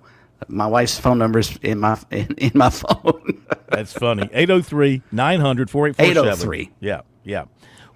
Here's a text message from an 843 area code, but no name. What does Dawn Staley's top assistant coach make? Oh, Dave. This is from Dave. Dave, I looked that up for you. According to a story from, this is from July of 2023. She makes about $3 million, right? No. Boyer's base salary, Lisa Boyer's base salary, this is the last story I could find on it, was $400,000 a year. Now, she was under contract through the end of March of 2024, so obviously she has a newer contract. I just can't find a story on it. So she's making probably at least now $500,000 or more a year. That'd be my guess. Well, the state had a story about her. Gosh, when was this? Back in, this was June of 2022. Mm-hmm. And that had her, the same thing you were talking about. So I guess total, she's making close to $3 million? Well, again, this story had her contract ending in 2024. So obviously she's got a new contract, but I haven't been able to find a story with the updated data on that. So that's the latest information I can give you on that. That's still not bad money. Not bad money at all. And then there's this from a nameless texter. I don't recognize these stupid name Commanders. They are still the Redskins to me and thousands of other fans. You all keep up the great work. Yeah, it's got to be tough for longtime Washington fans to no longer be able to call them officially the Redskins. I think the owner wants to change it back. The new owner, because I think they changed ownership within the last couple of years. I think the new owner wants to change it, but I think there's some implications going on there. Well, was it the league? The league made them change. It wasn't the ownership. And you wonder how much of that was the league couldn't stand Daniel Snyder, too. True. Yep. I've heard nothing about any kind of movement to get that done, however. Yeah, I don't think it will. Be right back. On Point Weather is made possible by our friends at Palmetto Citizens Federal Credit Union on 107 The Point. Here's tonight's forecast. Absolutely frigid to go with a 60% chance of some snow overnight. Our low dips to 20. Tomorrow, the sunshine returns. Only 35 is the high, while tomorrow night, the low is 18 degrees. Finally, on Thursday, we start to warm up. The high is 40. And by the weekend, we have sunshine. Highs in the low to mid-50s. I'm Tom Moss with your On Point local weather. Are you looking for free checking and free savings? Dave Ramsey here, telling you to go see my friends at Palmetto Citizens Federal Credit Union. They're not a mega bank that's so big they lose the ability to treat you like a human being. At Palmetto Citizens, you're not just a number, you're a member. Join today at any of their 14 locations or at palmettocitizens.org. Federally insured by the NCUA.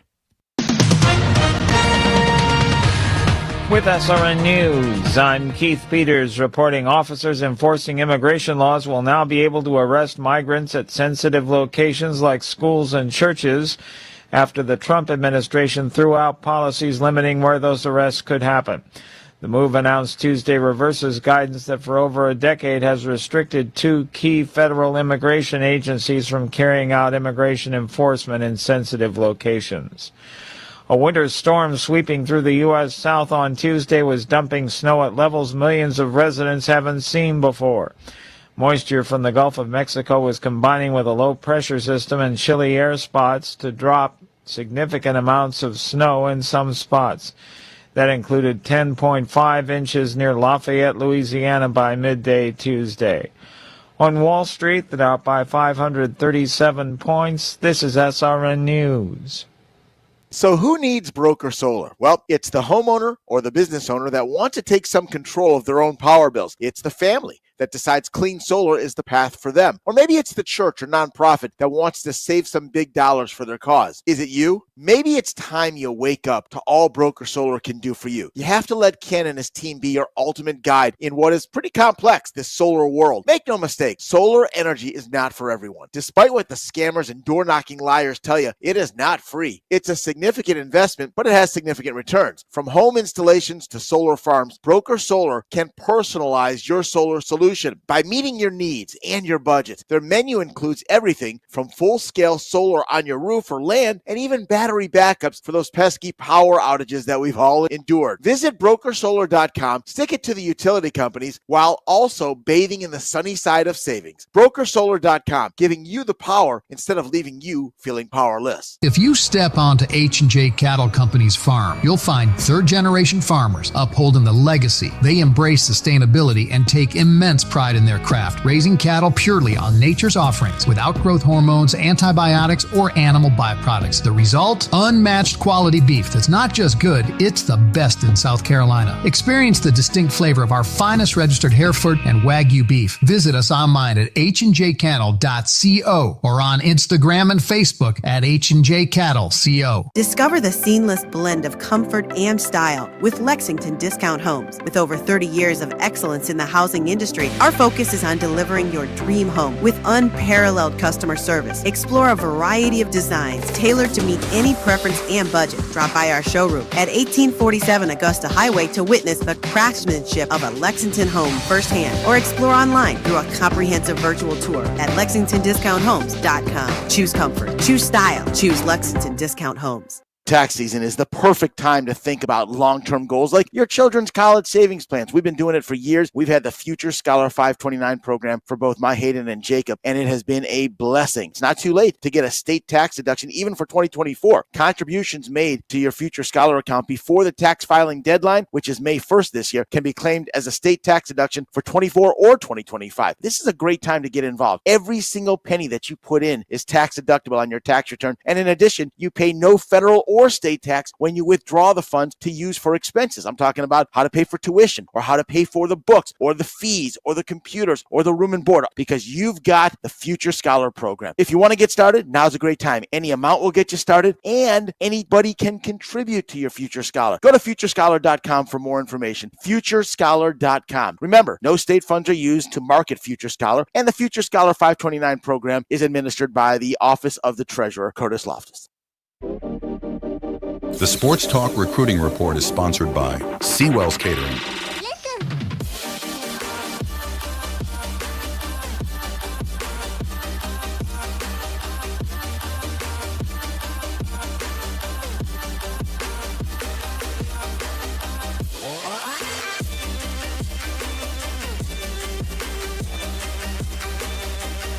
Let's talk some recruiting, and let's talk some Seawells here on Sports Talk. Recruiting brought to you by the good folks over at Seawells. All right, Josh is all excited about the menu. What you got? You mean read the whole thing or just tomorrow? Well, I mean, tomorrow's Wednesday. You might as well give us the rest of the week. Southern fried chicken meatloaf, smoked sausage with peppers and onions. That's just tomorrow. Oh. Thursday, southern fried chicken, sliced beef brisket, fried fish nuggets, and barbecue chicken. My goodness. And then you ready for Friday? Let's hear it. Southern fried chicken, baked flounder fillets, honey barbecue and hot chicken wings, and RB? RB. How about that? It's a roast beef Friday as well. That is one of the greatest menus I have ever heard. Only thing that's lacking is the chocolate fountain that you can go stick your tongue in. Oh, they got plenty of banana pudding for you. Oh, yeah. You ever take do two. that? You can take two if you want. Chris, you ever stick your tongue in the chocolate fountain? I did not and Yeah. have not. Do they have that at Seawells? They have a chocolate No, fountain? no, not at Seawells, but at Golden Corral. Golden Corral. I don't go to low-class places like that. I only go to a high-class buffet Ouch. named Seawells. There goes Golden Corral advertising. There on goes Sports Talk. Smitty closing that deal on Golden Corral. Thank you, Josh. Appreciate that. I happen to like Golden Corral. I disavow everything that our producer just said, and he will no longer be producing this time tomorrow night. You know who's a big fan of Golden Corral? Who? Cliff Ellis. Is he really? Yes. We used to stop and eat at Golden Corral probably 2 or 3 times a year when he was head coach at CCU. I love Golden Corral. I love Golden Corral. That's all I got to say. I'm just saying I enjoy Seawells. But this is a Seawells commercial. Yeah, it's a Seawells commercial. This is a Seawells commercial. Seawells is outstanding. Their food's And Coach fine. would like Seawells I wish too. Seawells had a chocolate fountain. That would just be the capper. We can talk to Cal about that, I That'd bet. be the icing on the old cake there. Speaking of course, we recommend Seawells heavily for all your catering needs.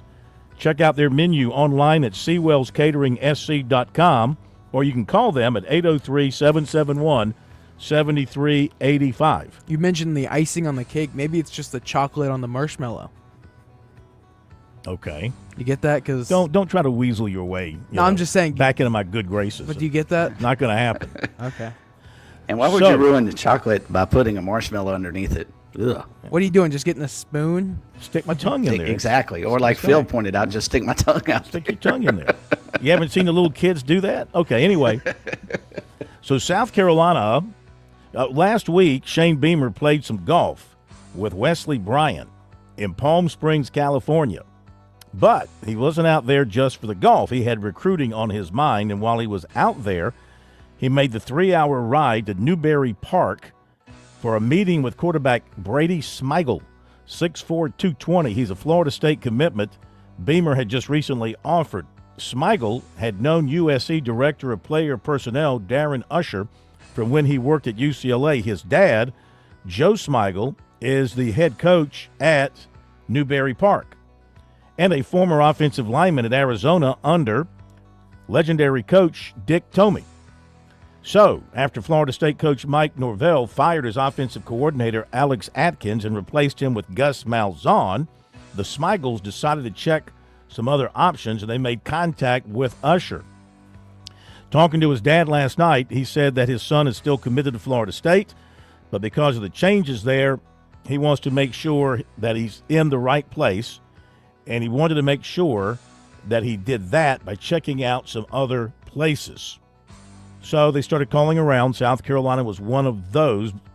Bottom line is, still committed to Florida State, but he's going to take just a few visits this spring. Nothing this month, but this spring they'll go to South Carolina, Washington, UCLA, Michigan, Michigan State, and Florida State. The dates have not yet been set.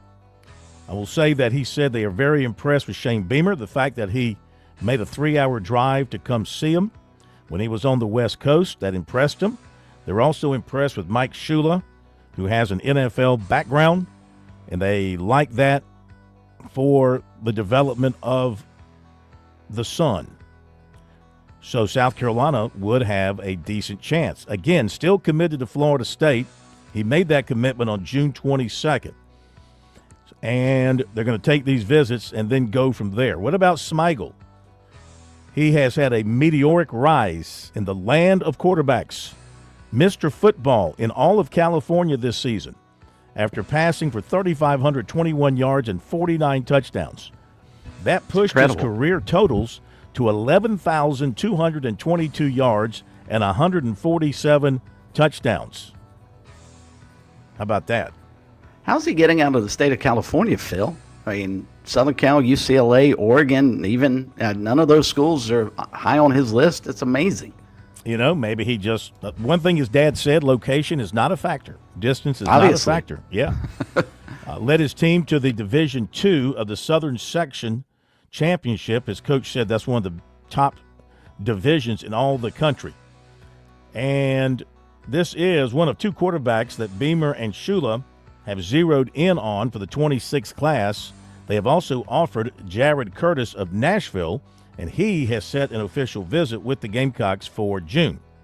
Couple of other notes. Clemson coach Dabo Sweeney, receivers coach Tyler Grisham.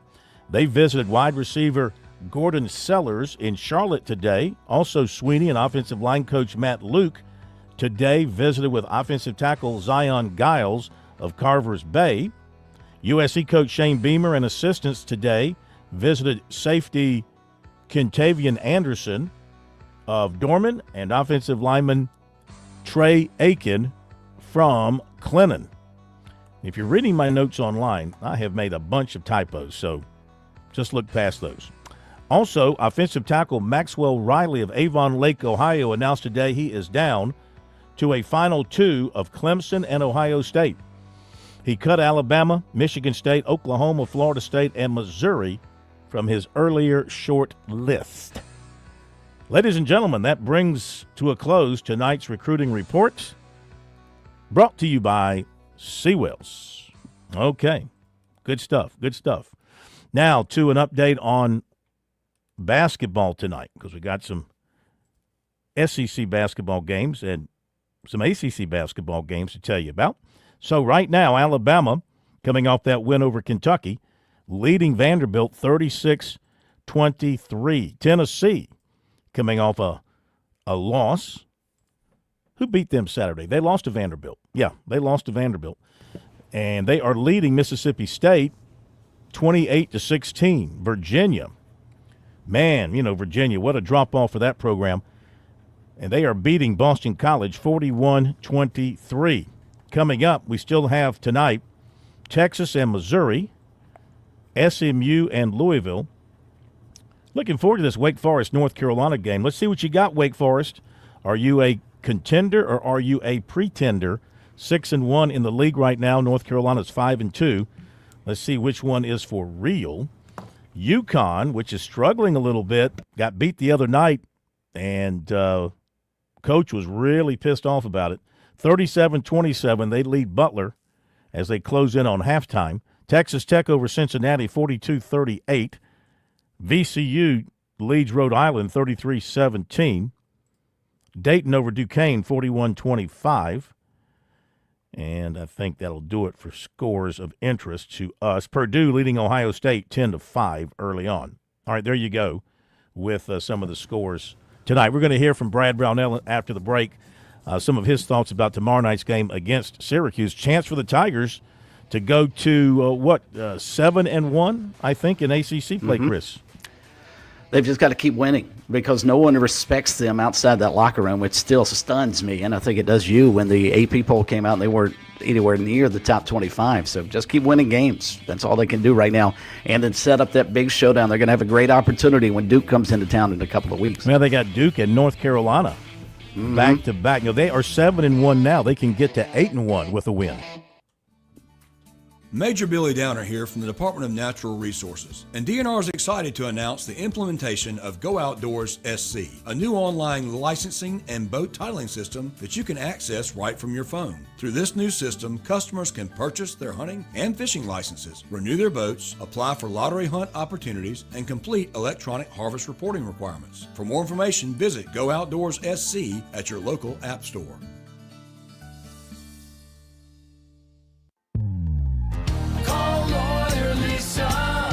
Experience the difference with Lawyer Lisa. Hi, I'm Lisa Hostetler Brown. Helping an aging loved one arrange for their care can be one of the most difficult things you will ever do. Fortunately, you don't have to navigate this maze alone. Lawyer Lisa's knowledgeable life care team can lead you down the right path. Visit lawyerlisa.com to see how we can help. Call Lawyer Lisa. Experience the difference with Lawyer Lisa. 7511 St. Andrews Road, Irmo, South Carolina. If you're looking to grow your business, Sports Talk is here to help. I'm Matt Smith, and in addition to reporting for Sports Talk, I'm in charge of helping business owners make the most of our statewide platforms. Whether you're a small business owner or part of a large company operating here in the Palmetto State, we'd love to hear about your business. Sports Talk has a track record of delivering results to our partners, and it's probably more affordable than you think. Our network of affiliates shows us the flexibility to work with budgets of all sizes, and our statewide coverage means that whether you're in Greenville, Orangeburg, Chesterfield, Charleston, Woodruff, or somewhere in between, your future customers are listening to Sports Talk. Every business has a story, and we want to hear yours. It's our mission to serve this state, and that means finding success together. Please email us at sportstalkmedianetwork@gmail.com or contact us through our website, sportstalksc.com. George Bryant for Tsunami Bar Sports. Our inventor, David Abernathy, has always said Tsunami Bar technology allows us to take the training to the grass. Now I know through my sport of golf that natural agility can be converted to athletic ability. And why is this, Tsunami Robbie? Transferring the training to the grass. This may be the most undervalued characteristic of the Tsunami flexible bar technology. The Tsunami bar action loads and unloads at the concentric and eccentric transition points. This is what we call reversal forces, and the Tsunami bar is the only bar and training device that I know of that can train these reversal forces adequately at speed. Hey, this is Phil Kornblut. The Tsunami Bar is a terrific training device, whether you're working on your fitness or your golf game. It's convenient, it's easy to use, and you won't feel beat up afterwards. Be sure to click on the digital ad on SportsTalkSC.com and get 5% off any order using promo code BBB5. Don't wait, order today. Don't you cry no more.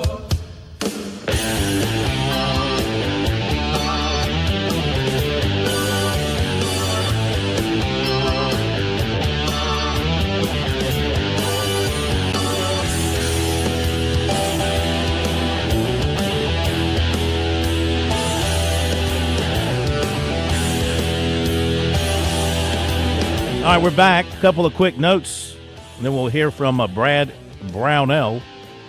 Clemson quarterback Cade Klubnik, USC quarterback Lenora Sellers among the top 8 favorites for the 25 Heisman Trophy based on odds issued by Bet Online. Arch Manning is your favorite at 6-1.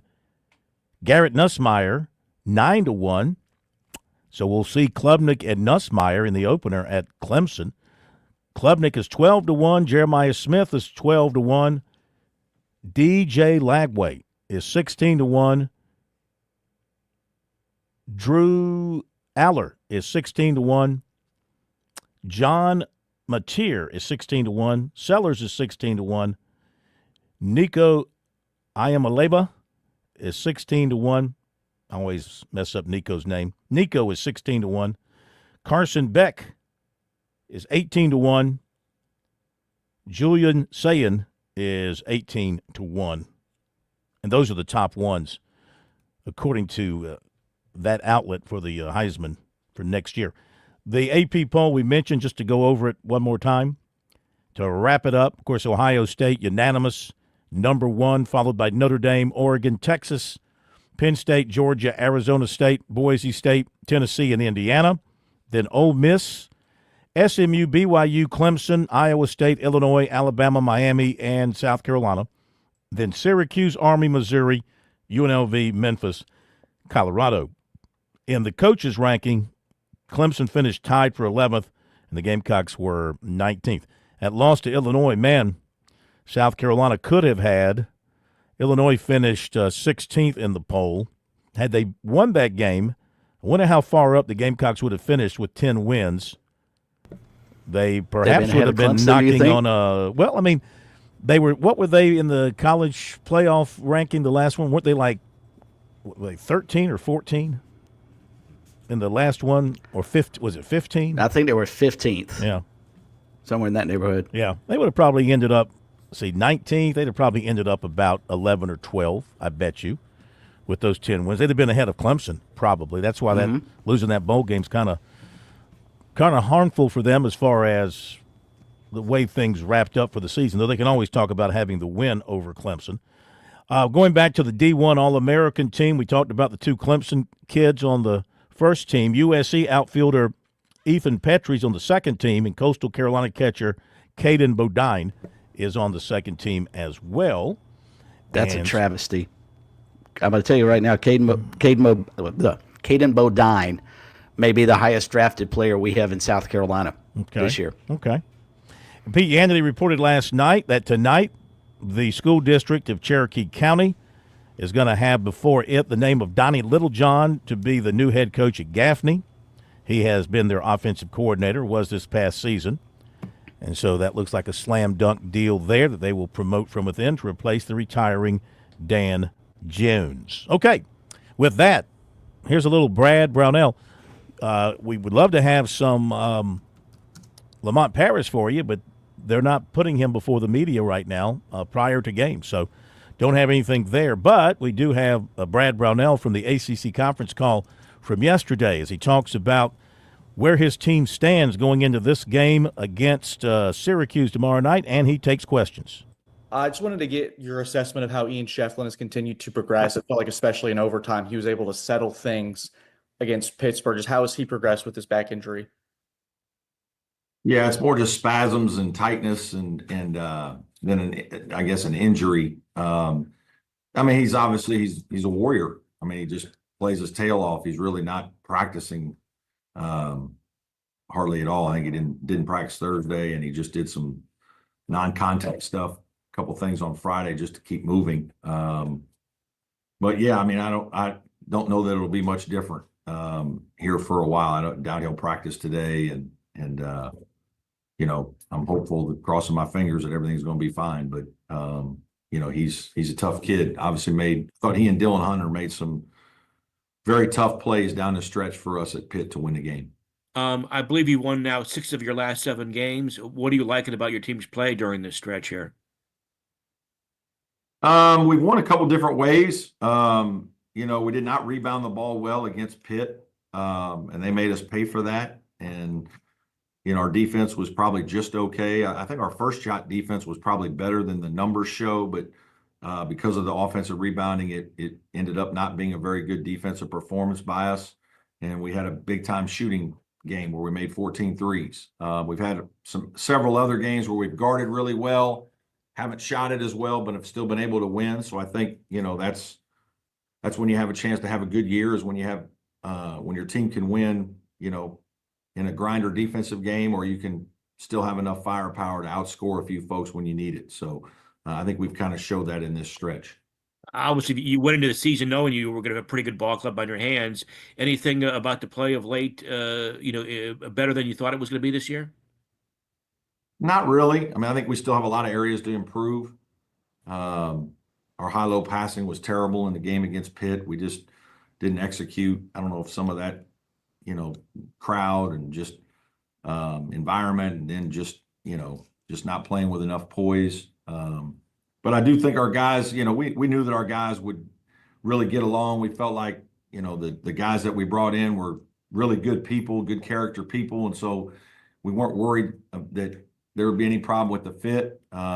You know, it's just buying into your role and doing everything possible to help your team win. And I think that's something that has certainly happened throughout the course of the year, and one of the reasons why we're having success. Hey, Brad, we were talking about Jaden Zachary a couple weeks ago, and you talked about toughness being a skill with him. Do you think anything about his route, having to go to prep school and then to JUCO and kind of to get to this level, that kind of shaped him, either a chip on his shoulder or just an appreciation playing at this level with you guys? Yeah, I think that's part of it. I think it's part of how he was raised, right? Obviously, his family deserves a lot of credit for creating a tough young man and competitive young man.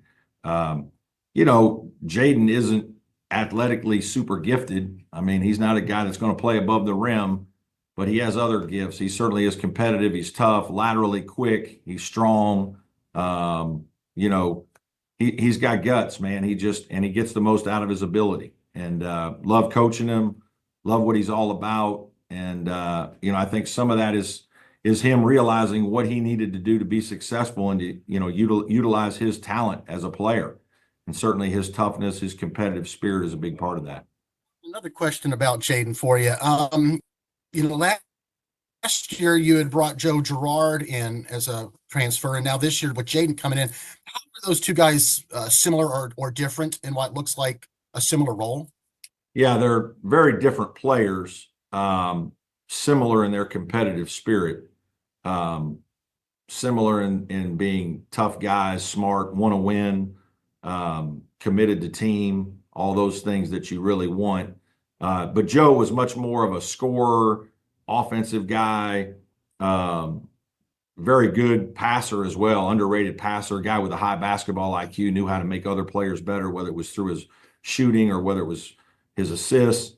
Defensively was a little bit of a challenge for him coming here because he hadn't played any man-to-man defense in his career and probably had some limitations that we had to try to mask a little bit through the season. Jaden's just the opposite. Jaden is an incredibly competitive defensive player, sets the tone for our team, does an unbelievable job guarding the ball, guarding other teams' best players. And then offensively, he just kind of is a guy that'll do whatever you need him to do. He's, he'll make open shots if you need him to do that. He'll drive the ball. He'll move the ball around. He's not a guy that is hunting his shot all the time. He's just wants to do whatever the team needs. So they're really different players, but we felt like last year's team with PJ Hall and as much interior scoring as we were trying to play through, that we wanted a shooter, a floor spacer, and Joe Girard was the perfect fit. Guy who was a good passer and floor spacer. This year's team, we knew that Chase would probably be our leading scorer and be a guy that could really, shoot the ball, and we wanted to find a guy that could help guard. Chase always had to guard the other team's best player last year. We just didn't feel like that was what was going to be best for him through the course of a long season this year. So we went out and got a guy like Zachary. Hey, Coach, just what's been your impression of Syracuse as you've watched the tape on them, and what challenges do they present as they head to Little John Wednesday night? Yeah, good team speed. Obviously, completely different team with J.J. Starling. I think he's an all-conference type player. Their bench seems to be playing really well. They've won 3 out of 4, got great bench play. They're playing 10 guys, so they have good depth. They can play big, obviously, with Lampkin and the freshman big kid who they kind of went too late against Notre Dame. I like they have shooting with Chris Bell. They can do a lot of different things. They can score in the low post. I think they're playing very well right now. It's been probably a hard year for Red because they've just had so many injuries. And when your best player's out as long as he has been, I know Freeman's been out some, not sure if he's coming back for our game, but I think they have a talented group, good collection of players with good depth, and can play a lot of different ways within their versatility of their players. So I just think they're kind of rounding into form, it looks like right now. And some of that's probably just because they've gotten some guys healthy and been able to practice and play in a way that Red likes. There you go, Brad Brownell. Tigers take on Syracuse tomorrow night at Little John.